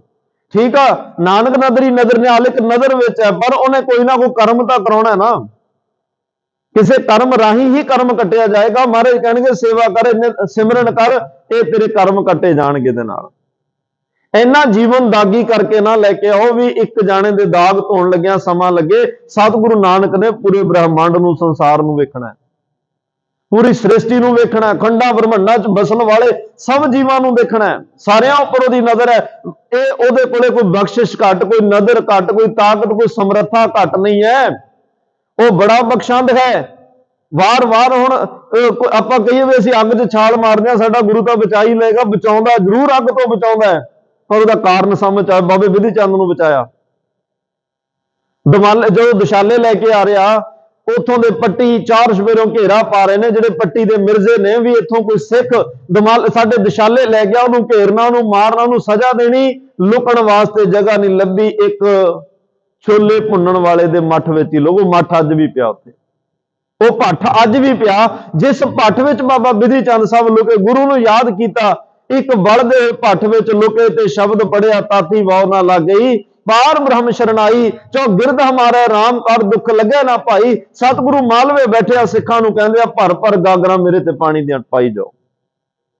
ਸਤਿਗੁਰੂ ਦੇ ਉੱਪਰ ਪਾਣੀ ਪੈ ਰਿਹਾ, ਇੱਧਰ ਸਿੱਖ ਭਖਦੇ ਹੋਏ ਭੱਠ 'ਚ ਬੈਠਾ, ਇੱਕ ਵਾਲ ਵੀ ਵਿੰਗਾ ਨਹੀਂ ਹੋਣ ਦਿੱਤਾ। ਪਰ ਇਹ ਇੱਕ ਇਤਿਹਾਸਕ ਵਰਤਾਰਾ ਹੈ, ਇੱਕ ਗੁਰੂ ਸਾਹਿਬ ਦੀਆਂ ਭਟਾਵਾਂ ਲੈਣ ਗਏ ਆ, ਪਰ ਇਹ ਤਾਂ ਨਹੀਂ ਨਾ ਹੋਇਆ ਮਹੀਨੇ ਬਾਅਦ ਬਿਧੀ ਚੰਦ ਨੇ ਫਿਰ ਅੱਗ 'ਚ ਛਾਲ ਮਾਰੀ ਹੋਵੇ, 2 ਮਹੀਨਿਆਂ ਬਾਅਦ ਫਿਰ ਉਹ ਅੱਗ 'ਚ ਵੀ ਗੁਰੂ ਨੇ ਤਾਂ ਬਚਾ ਹੀ ਲੈਣਾ। ਐਵੇਂ ਨਹੀਂ, ਸਤਿਗੁਰਾਂ ਨੇ ਜੇ ਬਚਾ ਲਿਆ ਬਸ, ਫਿਰ ਤਾਂ ਅਰਦਾਸ ਕਰੋ, ਆਗੇ ਸਮਝ ਚੱਲੋ, ਨੰਦ ਲਾਲਾ ਪਾਤਸ਼ਾਹ ਜੋ ਬੀਤੀ ਸੋ ਬੀਤੀ। ਸਤਿਗੁਰੂ ਪਿਛਲੇ ਔਗਣ ਬਖਸ਼ ਲਏ, ਪ੍ਰਭ ਆਗੇ ਮਾਰਗ ਪਾਵੇ। ਪਿੱਛੇ ਜੋ ਹੋਇਆ ਬੁਰੇ ਭਲੇ ਸਾਨੂੰ ਤੁਸੀਂ ਬਖਸ਼ਿਆ, ਤੇ ਹੁਣ ਸਾਨੂੰ ਅੱਗੇ ਤੋਂ ਮਾਰਗ ਪਾਓ, ਸਾਨੂੰ ਅੱਗੇ ਤੋਂ ਦੁਆਰੇ ਉਹ ਰਾਹਾਂ ਤੇ ਨਹੀਂ ਕਿ ਗੁਰੂ ਬਚਾ ਲਏਗਾ। ਗੁਰੂ ਸਾਹਿਬ ਕਹਿੰਦੇ ਮੈਂ ਤੇਰੇ ਪਾਪ ਧੋਣਾ, ਧੋਬੀ ਕੱਪੜੇ ਧੋ ਕੇ ਤੈਨੂੰ ਫੜਾਉਂਦਾ, ਪਰ ਧੋਣ ਦੀ ਜਾਂਚ ਨਹੀਂ ਉਹ ਸਿਖਾਉਂਦਾ ਵੀ ਆਹ ਲੈ, ਆਹ ਤੂੰ ਕੈਮੀਕਲ ਤੇ ਆ ਸਾਰਾ ਲੈ ਲਾ, ਘਰੇ ਧੋ ਲਿਆ ਕਰ, ਉਹ ਧੋਏਗਾ, ਧੋਣ ਦੀ ਜਾਂਚ ਨਹੀਂ। ਗੁਰੂ ਨਾਨਕ ਸਾਹਿਬ ਕਹਿੰਦੇ ਮੈਂ ਤੇਰੇ ਦਾਗ ਧੋਣਾ, ਤੈਨੂੰ ਧੋਣ ਦੀ ਜਾਂਚ ਵੀ ਸਿਖਾਉਣਾ। ਭਰੀਆ ਮਤ ਪਾਪਾਂ ਕੇ ਸੰਗ ਉਹ ਧੋਪੈ ਨਾ ਵੈ ਕਰਾ, ਸਾਨੂੰ ਆਪ ਵੀ ਧੋਣ ਦੀ ਜਾਂਚ ਸਿਖਾ ਦਿੱਤੀ, ਤੇ ਇਹਨੂੰ ਅਸੀਂ ਆਪ ਹਰ ਰੋਜ਼ ਜਦੋਂ ਸਿਮਰਨ ਕਰਾਂਗੇ, ਹਰ ਰੋਜ਼ ਜਪਾਂਗੇ, ਕਿੰਨੇ ਕਰਮ, ਮਾੜੇ ਕਰਮ, ਕਿੰਨੀ ਮੈਲ ਆ ਜਿਹੜੀ ਅਸੀਂ ਆਪਣੇ ਆਪ ਕੱਟਦੇ ਜਾਵਾਂਗੇ। ਤੇ ਇਹ ਭਾਈ ਬੜੀ ਮਹਾਰਾਜ ਸਾਹਿਬ ਨੇ ਅੱਜ ਜਿਹੜੀ ਆ ਉਹ ਚੁਪਾਏ ਦੀ ਇਹਦੇ ਵਿੱਚ ਜਿਹੜੇ ਵਿਚਾਰ ਦਿੱਤੇ ਆ ਕਿ ਚੱਤਰ ਚੱਕਰਵਰਤੀ, ਖੈਰ ਸਮਾਂ ਨੇੜੇ ਹੈ। ਗੁਰੂ ਸਾਹਿਬ ਕਹਿੰਦੇ ਆ ਪਰਮਾਤਮਾ ਜਿਹੜਾ ਹੈ ਭਾਈ, ਇਹ ਅਸਲ ਵਿੱਚ 2 ਚੱਕਰ ਨੇ। ਇੱਕ ਤਾਂ ਜਿਹਨੂੰ ਭਾਈ ਗੁਰਦਾਸ ਸਾਹਿਬ ਨੇ ਕਿਹਾ ਕਲਯੁਗ ਬਾਬੇ ਤਾਰਿਆ, ਸਤਨਾਮ ਪੜ ਮੰਤਰ ਸੁਣਾਇਆ, ਜਾਂ ਹੈ ਜੀਤੀ 9 ਖੰਡ ਮੇਦਨੀ, ਸਤਨਾਮ ਦਾ ਚੱਕਰ ਫਿਰਾਇਆ। ਇੱਕ ਤਾਂ ਸਤਨਾਮ ਦਾ ਚੱਕਰ ਹੈ। ਸੰਸਾਰ ਦੇ ਚੱਕਰ ਉਲਟ ਪੁਲਟ ਹੋਏ ਪਏ ਆ, ਸੰਸਾਰ ਦੇ ਚੱਕਰ ਬੰਦ ਹੋਏ ਪਏ ਆ, ਸੰਸਾਰ ਦੇ ਚੱਕਰ ਬਲੌਕ ਹੋਏ ਪਏ ਆ। ਗੁਰੂ ਨਾਨਕ ਸਾਹਿਬ ਗਏ, ਥਾਂ ਥਾਂ ਤੇ ਗਏ, ਸਾਰੇ ਸੰਸਾਰ ਦਾ ਭਰਮਣ ਕੀਤਾ, ਸੰਸਾਰ ਦੇ ਚੱਕਰ ਠੀਕ ਕੀਤੇ। ਸਤਨਾਮ ਦਾ ਮੰਤਰ ਪੜਾ ਕੇ, ਸਤਨਾਮ ਦਾ ਮੰਤਰ ਜਪਾ ਕੇ, ਵਾਹਿਗੁਰੂ ਦਾ ਨਾਮ ਜਪਾ ਕੇ, ਫਿਰ ਉਹੀ ਗੱਲ ਆਈ ਨਾ ਵੀ ਸਿਮਰਨ ਨਾਲ ਹੀ ਸਾਰਿਆਂ ਦੇ ਚੱਕਰ ਠੀਕ ਹੋਏ। ਸਾਰਿਆਂ ਨੂੰ ਸਤਨਾਮ ਦਾ ਮੰਤਰ ਪੜਾਇਆ, ਚਾਹੇ ਉਹ ਸੱਜਣ ਠੱਗ ਨੂੰ ਪੜਾਇਆ, ਚਾਹੇ ਕੋਡੇ ਭੀਲ ਨੂੰ ਪੜਾਇਆ, ਚਾਹੇ ਭੂਮੀਆਂ ਨੂੰ ਪੜਾਇਆ, ਜਿਹਨੂੰ ਪੜਾਇਆ ਸਤਨਾਮ ਦਾ ਮੰਤਰ ਪੜਾਇਆ। ਚਾਹੇ ਮਹਾਰਾਜ ਮੱਕੇ ਦੀ ਧਰਤੀ ਦੇ ਕਾਜੀ ਮਲਾਣਿਆਂ ਨੂੰ ਮਿਲਦੇ, ਉੱਥੇ ਵੀ ਸਤਨਾਮ ਦੀਆਂ ਗੱਲਾਂ ਹੋਈਆਂ। ਜਗਨਨਾਥਪੁਰੀ ਸਤਨਾਮ ਦਾ ਮੰਤਰ ਪੜਾਇਆ, ਜਿੱਥੇ ਵੀ ਪੜਾਇਆ, ਤੇ ਉਹ ਜਿਨ੍ਹਾਂ ਨੇ ਪੜਿਆ ਉਹ ਪਰਮਾਤਮਾ ਨਾਲ ਜੁੜਦੇ ਗਏ, ਉਹਨਾਂ ਦੇ ਅੰਦਰ ਜਿਹੜੇ ਉਹ ਚੱਕਰ ਖਰਾਬ ਸਨ ਉਹ ਠੀਕ ਹੁੰਦੇ ਗਏ, ਠੀਕ ਕਰਨ ਦੀ ਜਾਚ ਸਿਖਾਈ। ਇਹ ਸਾਰੇ ਚੱਕਰਾਂ ਵਿੱਚ ਬੈਠੇ ਹੋਏ ਪਰਮਾਤਮਾ ਦੇ ਦਰਸ਼ਨ ਕਰਨ ਦੀ ਜੁਗਤ ਸਿਖਾਈ। ਐਡੀ ਬਖਸ਼ਿਸ਼ ਗੁਰੂ ਨਾਨਕ ਸਾਹਿਬ ਪਾਤਸ਼ਾਹ ਨੇ ਕੀਤੀ। ਦੋ ਚੱਕਰ ਨੇ ਅਸਲ ਮੇਨ ਸਾਡੇ ਅੰਦਰ, ਇੱਕ ਸਤਨਾਮ ਦਾ ਚੱਕਰ, ਇੱਕ ਮਾਇਆ ਦਾ ਚੱਕਰ ਹੈ। ਉਹਨੂੰ ਭਾਵੇਂ ਕਾਲ ਸਮੇਂ ਦਾ ਚੱਕਰ ਕਹਿ ਲਓ, ਭਾਵੇਂ ਮਾਇਆ ਦਾ ਕਹਿ ਲਓ। ਆ ਦੋ ਚੱਕਰ ਨੇ, ਦੋ ਸਿਰੇ ਨੇ, ਦੋਹਾਂ ਸਿਰਿਆਂ ਦਾ ਆਪ ਸੁਆਮੀ, ਤੇ ਦੋਨਾਂ ਦਾ ਮਾਲਕ ਵੀ ਉਹ ਆਪ ਹੀ ਹੈ। ਤੇ ਇਹ ਦੋ ਚੱਕਰ, ਬਹੁਤਾਤ ਦੁਨੀਆ ਜਿਹੜੀ ਮਾਇਆ ਦੇ ਚੱਕਰ ਵਿੱਚ ਉਲਝੀ ਪਈ ਹੈ, ਕਿਉਂਕਿ ਮਾਇਆ ਅਮਰ ਵਰਤਾਇਆ। ਜਿਵੇਂ ਹੀ ਇਹ ਸੰਸਾਰ ਤੇ ਆਇਆ, ਮਾਇਆ ਨੇ ਆਪਣਾ ਹੁਕਮ ਚਲਾਇਆ। ਮਾਇਆ ਦੇ ਚੱਕਰ ਵਿੱਚ ਇਹੋ ਜਿਹਾ ਉਲਝਿਆ, ਅਖੀਰਲੇ ਸਵਾਸ ਤੱਕ ਵੀ ਮਾਇਆ ਦੀਆਂ ਗੱਲਾਂ ਚੱਲੀਆਂ, ਮਾਇਆ 'ਚ ਹੀ ਉਲਝਿਆ ਰਿਹਾ। ਇੱਕ ਆਏ ਗੁਰੂ ਕੋਲ ਆਏ, ਜਿਵੇਂ ਆਪ ਜੀ ਬੈਠੇ ਹੋ, ਸਤਸੰਗੀ ਬਣ ਕੇ ਆਏ, ਜਗਿਆਸੂ ਬਣ ਕੇ ਆਏ। ਸਤਿਗੁਰਾਂ ਨੇ ਉਹਨਾਂ ਦੇ ਅੰਦਰ ਸਤਨਾਮ ਦਾ ਚੱਕਰ ਚਲਾ ਦਿੱਤਾ। ਜਿਨ੍ਹਾਂ ਦੇ ਅੰਦਰ ਸਤਨਾਮ ਦਾ ਮੰਤਰ ਚੱਲਿਆ, ਸਤਨਾਮ ਦੇ ਮੰਤਰ ਨਾਲ ਉਹ ਸਤਨਾਮ ਦਾ ਅੰਦਰ ਚੱਕਰ ਫਿਰ ਗਿਆ, ਫਰਾ ਦਿੱਤਾ। ਅੰਦਰੋਂ ਹੀ ਉਸ ਪਰਮਾਤਮਾ ਦੀ ਝਲਕ ਪੈ ਗਈ, ਤੇ ਸਾਰਾ ਜੀਵਨ ਜਿਹੜਾ ਉਹ ਜੀਵਨ ਹੈ, ਬੜਾ ਸ਼ਾਨਾਮਤਾ ਜੀਵਨ ਜਿਉਂ ਕੇ ਗਏ। ਵੱਡੀ ਗੱਲ ਇਹ ਹੋਈ, ਗੁਰਮੁਖ ਜਨਮ ਸਵਾਰ ਦਰਗਹਿ ਚੱਲਿਆ। ਇਹ ਸਤਨਾਮ ਦੇ ਰਾਹੀਂ ਆਪਣਾ ਜੀਵਨ ਸਫਲ ਕਰਕੇ ਇਸ ਦੁਨੀਆ ਤੋਂ ਗਏ। ਫਿਰ ਆਓ ਸਤਿਗੁਰਾਂ ਨੇ ਆਖਰੀ ਬੰਦ ਹੈ ਜਾਪ ਸਾਹਿਬ ਦੀ, ਅੱਜ ਸੰਪੂਰਨਤਾ ਹੈ। ਮਾਰੇ ਕਰਿਆ ਚਤਰ ਚੱਕਰ ਵਰਤੀ, ਚਤਰ ਚੱਕਰ ਭੁਗਤੇ, ਚਤਰ ਚਾਰੇ ਚੱਕਰ ਪਾਸੇ। ਮਹਾਰਾਜ ਨੇ ਦੇਖੋ ਸ਼ੁਰੂਆਤ ਵਿੱਚ ਵੀ ਇਹੀ ਕਿਹਾ, ਚਤਰ ਚੱਕਰ ਚਿਹਨ ਅਰ ਵਰਨ ਜਾਤ ਅਰ ਪਾਤ ਨਹਿਨ ਜੇ, ਰੂਪ ਰੰਗ ਅਰ ਰੇਖ ਭੇ ਕੋਈ ਕਹਿ ਨਾ ਸਕਦ ਕੇ। ਪਰ ਉੱਥੇ ਚੱਕਰ ਦੇ ਅਰਥ ਹੋਰ ਨੇ, ਇੱਥੇ ਚੱਕਰ ਦੇ ਅਰਥ ਹੋਰ ਨੇ। ਚਤਰ ਤੋਂ ਮਹਾਰਾਜ ਕਹਿੰਦੇ ਆ, ਚਤਰ ਜਿਹੜਾ ਗੋਲ ਆਕਾਰ ਵੀ ਹੈ, ਤੇ ਇਸੇ ਤਰ੍ਹਾਂ ਚਤਰ ਚੱਕਰ ਵਰਤੀ। ਮਹਾਰਾਜ ਕਹਿ ਰਿਹਾ ਚਾਰੇ ਪਾਸੇ ਉਹ ਪਰਮਾਤਮਾ ਵਰਤ ਰਿਹਾ ਹੈ, ਸੰਸਾਰ ਦੇ ਚਾਰੇ ਪਾਸੇ ਵਰਤ ਰਿਹਾ, ਚਾਰੇ ਕੋਨਿਆਂ 'ਚ ਵਰਤ ਰਿਹਾ। ਸਾਰੇ ਚੱਕਰ ਉਸੇ ਦੇ ਹੀ ਆ। ਤੇ ਇਹ ਸੰਸਾਰ ਜਿਵੇਂ ਕਹਿੰਦੇ ਆ ਧਰਤੀ ਗੋਲ ਹੈ, ਸੂਰਜ ਦੁਆਲੇ ਘੁੰਮ ਰਹੀ ਹੈ, ਸਾਇੰਸ ਵੀ ਉਹਨੂੰ ਮੰਨ ਰਹੀ ਹੈ, ਤੇ ਇਹ ਵੀ ਪਰਮਾਤਮਾ ਦੇ ਹੁਕਮ ਵਿੱਚ ਹੀ ਹੈ। ਘੁੰਮ ਵੀ ਰਹੀ ਆ, ਪਤਾ ਵੀ ਨਹੀਂ ਲੱਗ ਰਿਹਾ। ਇਹ ਸਭ ਉਹ ਪਰਮਾਤਮਾ। ਤੇ ਨਾਲ ਮਹਾਰਾਜ ਨੇ ਕਿਹਾ ਚੱਕਰ ਚਤਰ ਚੱਕਰ ਭੁਗਤੇ, ਚਾਰੇ ਪਾਸੇ ਪਰਮਾਤਮਾ ਜਿਹੜਾ ਹੈ, ਭੁਗਤ ਦਾ ਅਰਥ ਹੈ ਮਾਨਣ ਵਾਲਾ, ਉਹ ਮਾਣ ਰਿਹਾ ਹੈ। ਤੇ ਇੱਕ ਭੁਗਤ ਦਾ ਅਰਥ ਹੈ ਹੁਕਮ ਕਰਨ ਵਾਲਾ। ਪਰਮਾਤਮਾ ਚਾਰੇ ਪਾਸੇ ਵਰਤ ਰਿਹਾ ਹੈ, ਚਾਰੇ ਪਾਸੇ ਉਸੇ ਦਾ ਹੁਕਮਨਾਮਾ ਚੱਲ ਰਿਹਾ। ਹੁਕਮ ਹੈ ਅੰਦਰ ਸਭ ਕੋ, ਉਹਦੇ ਤੋਂ ਬਿਨਾ ਕੋਈ ਹੁਕਮਨਾਮਾ ਨਹੀਂ, ਉਹਦਾ ਹੀ ਹੁਕਮ ਚੱਲਦਾ ਹੈ। ਚਾਰੇ ਪਾਸੇ ਵਰਤਦਾ ਵੀ ਤੂੰ ਹੈ, ਹੁਕਮਨਾਮੇ ਵੀ ਤੇਰੇ ਚੱਲਦੇ ਆ। ਔਰ ਉਹਦਾ ਹੁਕਮਨਾਮਾ, ਹੁਕਮ ਐਡਾ ਕਮਾਲ ਦਾ ਹੈ, ਉਹਦੇ ਹੁਕਮਨਾਮੇ ਨੂੰ ਕੋਈ ਮੋੜ ਨਹੀਂ ਸਕਦਾ। ਉਹਦੇ ਹੁਕਮਨਾਮੇ ਤੋਂ ਕੋਈ ਬਾਗੀ ਨਹੀਂ ਹੋ ਸਕਦਾ। ਜਿਨ ਕੀ ਚੀਰੀ ਦਰਗਹਿ ਫਾਟੀ, ਤਿੰਨਾ ਮਰਨਾ ਭਾਈ। ਜਦੋਂ ਉਹਦਾ ਹੁਕਮਨਾਮਾ ਆਉਂਦਾ ਨਾ, ਕੱਲੇ ਆਵੇ ਨਾਨਕਾ ਸੱਦੇ ਉੱਠੀ ਜਾਏ, ਤੇ ਕਹਿੰਦੇ ਨੇ ਸਦੜੇ ਆਏ ਤਿੰਨਾ ਜਾਨੀਆਂ, ਹੁਕਮ ਸੱਚੀ ਸਰਕਾਰੋ। ਜਦੋਂ ਸੱਚੀ ਸਰਕਾਰ ਵਾਹਿਗੁਰੂ ਦਾ ਹੁਕਮਨਾਮਾ ਆਉਂਦਾ ਫਿਰ ਤਾਂ ਜਮ ਆਏ। ਉਹ ਕਹਿੰਦੇ ਚਲੋ ਸ਼ਤਾਬ ਦੀਵਾਨ ਬੁਲਾਇਆ, ਹਰ ਫੁਰਮਾਨ ਦਰਗਹਿ ਕਾ ਆਇਆ। ਇੰਨਾ ਜ਼ਬਰਦਸਤ ਹੁਕਮਨਾਮਾ। ਵੱਡੇ ਵੱਡੇ ਉਸ ਹੁਕਮਨਾਮੇ ਅੱਗੇ ਸਿਰ ਝੁਕਾ ਕੇ ਤੁਰ ਪੈਂਦੇ ਆ, ਤੁਰਨਾ ਪੈਂਦਾ ਹੈ, ਕਿਉਂਕਿ ਉਹਦਾ ਹੁਕਮਨਾਮਾ ਜਲ ਤੇ ਥਲ ਕਰ, ਥਲ ਤੇ ਕੂਆ, ਖੂਬ ਤੇ ਮੇਰ ਕਰਾਵੇ, ਧਰਤੀ ਤੇ ਆਕਾਸ਼ ਚੜਾਵੇ, ਚੜੇ ਆਕਾਸ਼ ਗਿਰਾਵੇ। ਇਹ ਉਹਦਾ ਹੁਕਮਨਾਮਾ ਹੈ। ਮਹਾਰਾਜ ਕਹਿੰਦੇ ਆ ਜੇ ਕੋਈ ਕਵੇ ਇਸ ਤਰ੍ਹਾਂ ਨਹੀਂ, ਇਸ ਤਰ੍ਹਾਂ ਕਰਦੇ। ਉੱਥੇ ਤਾਂ ਬਾਬੇ ਵਜੀਦ ਨੇ ਕਿਹਾ, ਵਜੀਦਿਆ ਕੌਣ ਸਾਹਿਬ ਨੂੰ ਕਹੇ ਇੰਜ ਨਹੀਂ ਇੰਜ ਕਰ। ਕਿਹਦੀ ਤਾਕਤ ਹੈ ਜਿਹੜਾ ਰੱਬ ਨੂੰ ਕਵੇ ਐਵੇਂ ਨਹੀਂ ਐਵੇਂ ਕਰ, ਤੂੰ ਆ ਗਲਤ ਕਰ ਰਿਹਾ, ਤੂੰ ਆ ਸਹੀ ਕਰ ਰਿਹਾ।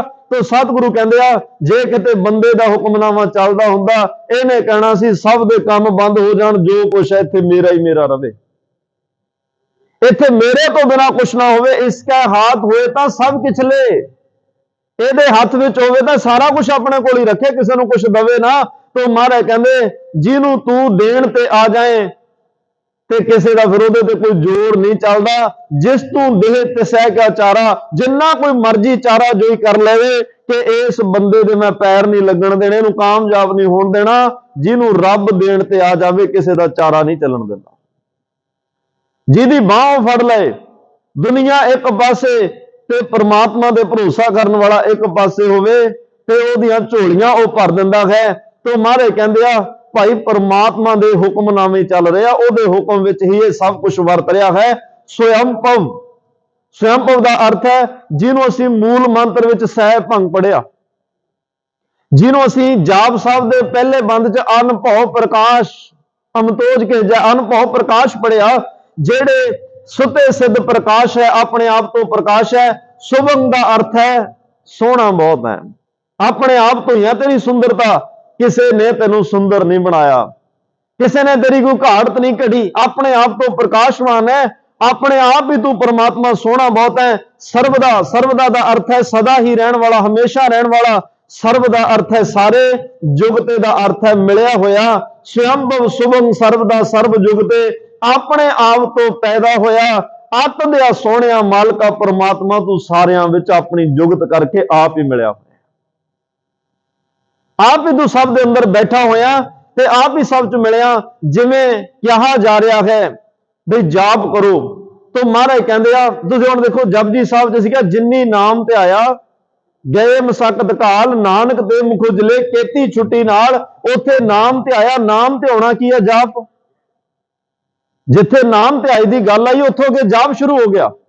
ਤਾਂ ਮਹਾਰਾਜ ਨੇ ਇਹ ਜਾਪ ਸਾਹਿਬ ਦੀ ਬਖਸ਼ਿਸ਼ ਕੀਤੀ। ਜਦੋਂ ਇਹ ਜਾਪ ਸ਼ੁਰੂ ਹੋਇਆ ਤੇ ਇਹ ਜਾਪ ਇਸ ਤਰ੍ਹਾਂ ਦਾ ਹੈ, ਮੈਂ ਪਹਿਲਾਂ ਬੇਨਤੀ ਕਰੀ, ਜਿਵੇਂ ਰੱਬ ਨੂੰ ਸਾਹਮਣੇ ਖੜਾ ਕੇ ਕੋਈ ਕਵੇ ਪ੍ਰਮਾਤਮਾ ਤੂੰ ਇਸ ਤਰ੍ਹਾਂ ਦਾ ਹੈ, ਤੂੰ ਉਸ ਤਰ੍ਹਾਂ ਦਾ, ਤੂੰ ਆਹ ਕਰਦਾ, ਤੂੰ ਤੇਰੇ ਆਹ ਗੁਣ ਨੇ, ਅਪੰਗ ਹੈ, ਅਨੰਗ ਹੈ, ਅਭੇਖ ਹੈ, ਅਲੇਖ ਹੈ, ਜਿਵੇਂ ਅਜੈ ਅਲੈ ਅਭੈ ਅਵੈ ਅਭੂ ਅਜੂ ਅਨਾਸ ਆਕਾਸ਼, ਇਹ ਸਾਰੇ ਹੀ ਉਸ ਪ੍ਰਮਾਤਮਾ ਦੀਆਂ ਵਡਿਆਈਆਂ ਨੇ, ਉਹਦੇ ਗੁਣ ਨੇ, ਉਹਦਾ ਗੁਣਾਤਮਕ ਸਰੂਪ ਹੈ। ਕੋਈ ਸਾਹਮਣੇ ਖੜ ਕੇ ਉਸ ਵਾਹਿਗੁਰੂ ਦੇ ਜਿਹੜੇ ਆ ਇਹ ਗੁਣ ਗਾਵੇ ਤੋ ਖੈਰ ਪਾਈ। ਅਖੀਰਲੀ ਤੁਕ ਹੈ ਦੁਕਾਲੰ ਪ੍ਰਣਾਸੀ ਦਇਆਲੰ ਸਰੂਪੇ।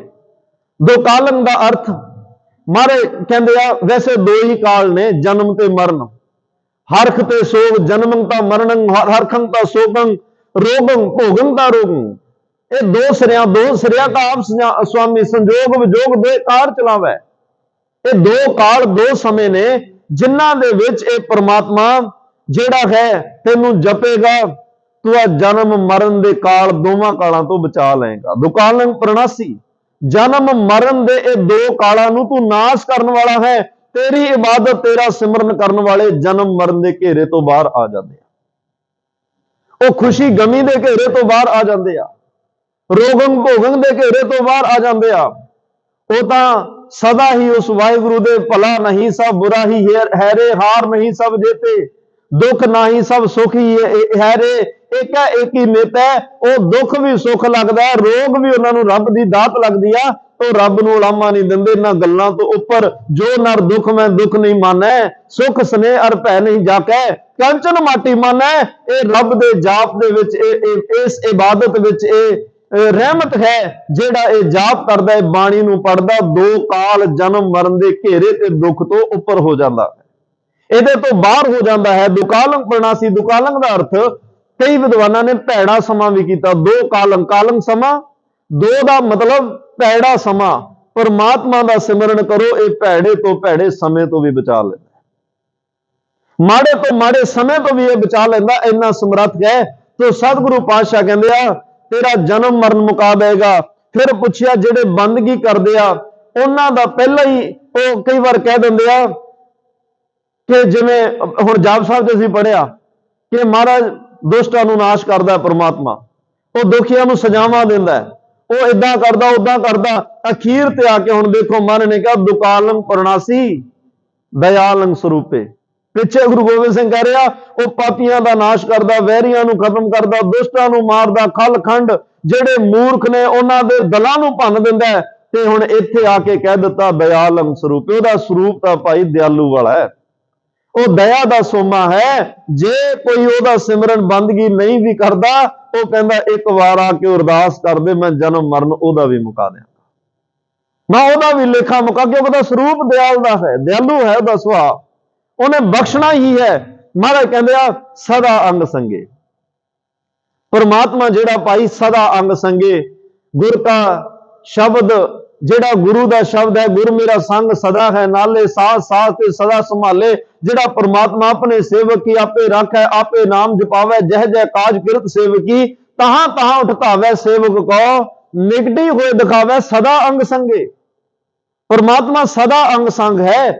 ਜਿਹੜਾ ਉਹਨੂੰ ਮਹਿਸੂਸ, ਜਿਹੜਾ ਅਸੀਂ ਕਹਿੰਦੇ ਆ ਨਾ ਸਿੱਖਾਂ ਨੂੰ ਸਿੱਖੀ ਦਾਨ ਬਖਸ਼ੋ, ਕੇਸ ਦਾਨ ਬਖਸ਼ੋ, ਰਹਿਤ ਦਾਨ ਬਖਸ਼ੋ, ਵਿਸਾਹ ਦਾਨ ਤੇ ਭਰੋਸਾ ਦਾਨ, ਦੋ ਦਾਨ ਅਸੀਂ ਹੋਰ ਮੰਗਦੇ ਹਾਂ।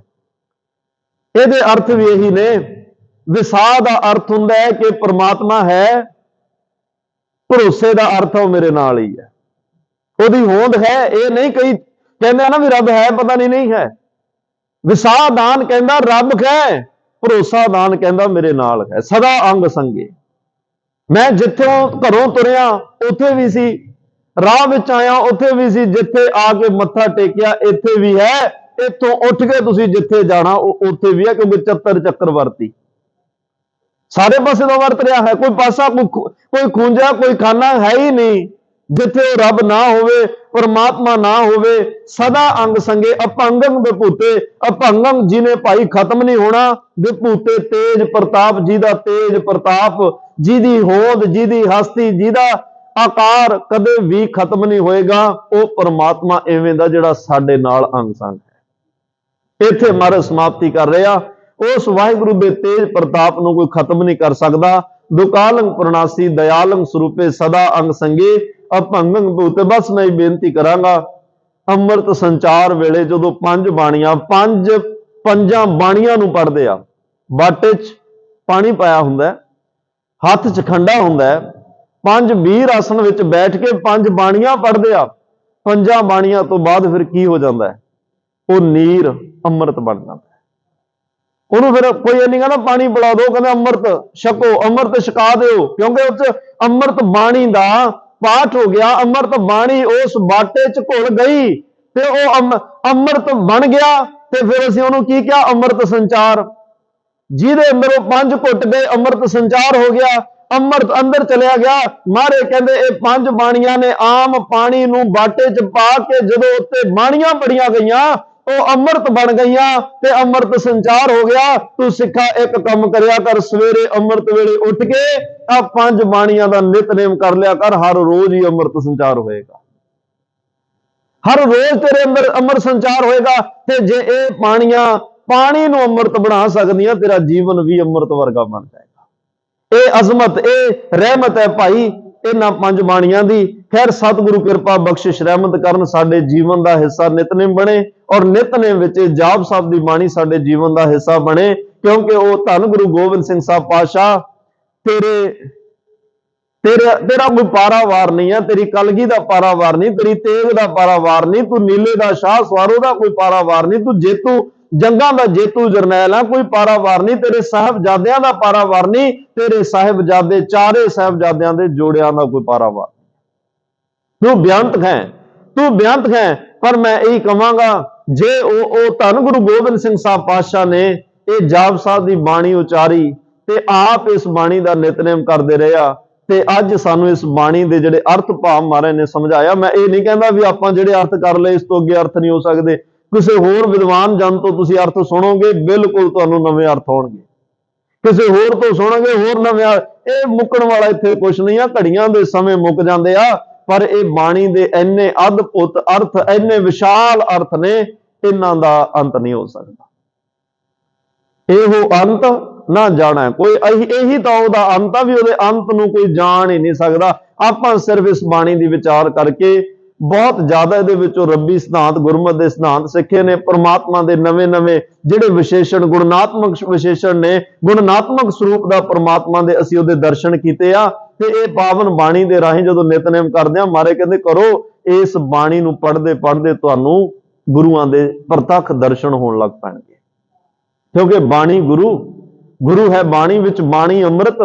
ਸਾਰੇ ਦਾ ਮਤਲਬ ਇਹ ਨਹੀਂ ਵੀ ਸਾਰੇ ਅੰਮ੍ਰਿਤ ਆ, ਸਾਰੇ ਮਤਲਬ ਜਿਹਨੇ ਸੰਭਾਲ ਲਿਆ। ਇਹਦੇ ਵਿੱਚ ਜਿਹੜੇ ਅੰਮ੍ਰਿਤ ਆ ਬਾਣੀ 'ਚ, ਜਿਨ੍ਹਾਂ ਨੇ ਉਸ ਅੰਮ੍ਰਿਤ ਨੂੰ ਸੰਭਾਲਿਆ, ਸੰਭਲਣਾ ਕਿਵੇਂ ਆ? ਗੁਰਬਾਣੀ, ਗੁਰਬਾਣੀ, ਇਹਨੂੰ ਅਲੱਗ-ਅਲੱਗ ਪੜੋ। ਗੁਰਬਾਣੀ ਕਹੈ ਸੇਵਕ ਜਨ ਮੰਨੈ। ਜਿਵੇਂ ਗੁਰੂ ਦੀ ਬਾਣੀ ਨੇ ਕਿਹਾ, ਸੇਵਕ ਨੇ ਜਿਵੇਂ ਮੰਨ ਲਿਆ, ਫਿਰ ਪ੍ਰਤੱਖ ਗੁਰੂ ਨੇ ਸਤਾਰੇ, ਫਿਰ ਉਹਦੇ ਦਰਸ਼ਨ ਨੇ। ਤੇ ਸਤਿਗੁਰੂ ਕਿਰਪਾ ਕਰਨੇ, ਪਾਵਨ ਬਾਣੀ ਦਾ ਨਿਤਨੇਮ ਜ਼ਰੂਰ ਕਰੋ।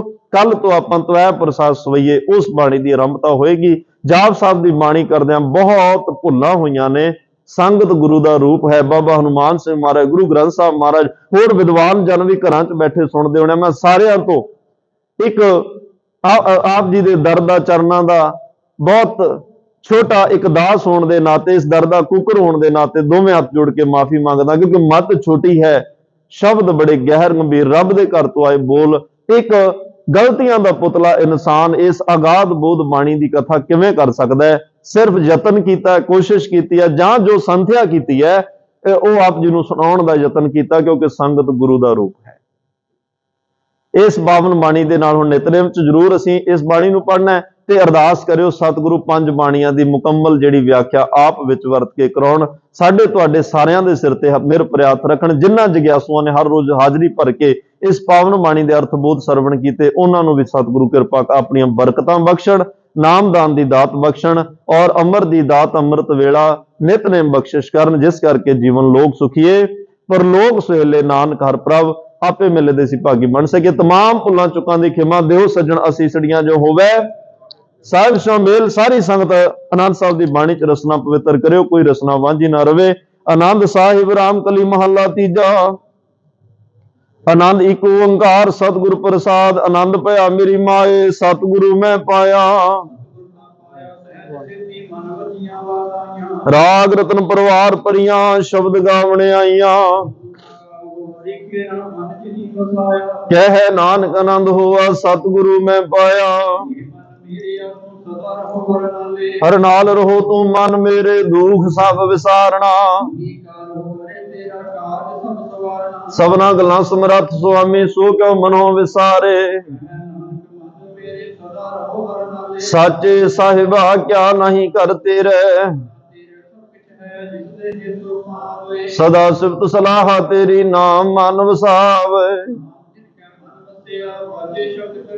ਕਹਿ ਨਾਨਕ ਸੱਚੇ ਸਾਹਿਬ ਕਿਆ ਨਹੀਂ ਕਰਤੇ ਰਹਿ, ਸਾਚਾ ਨਾਮ ਮੇਰਾ ਆਧਾਰੋ।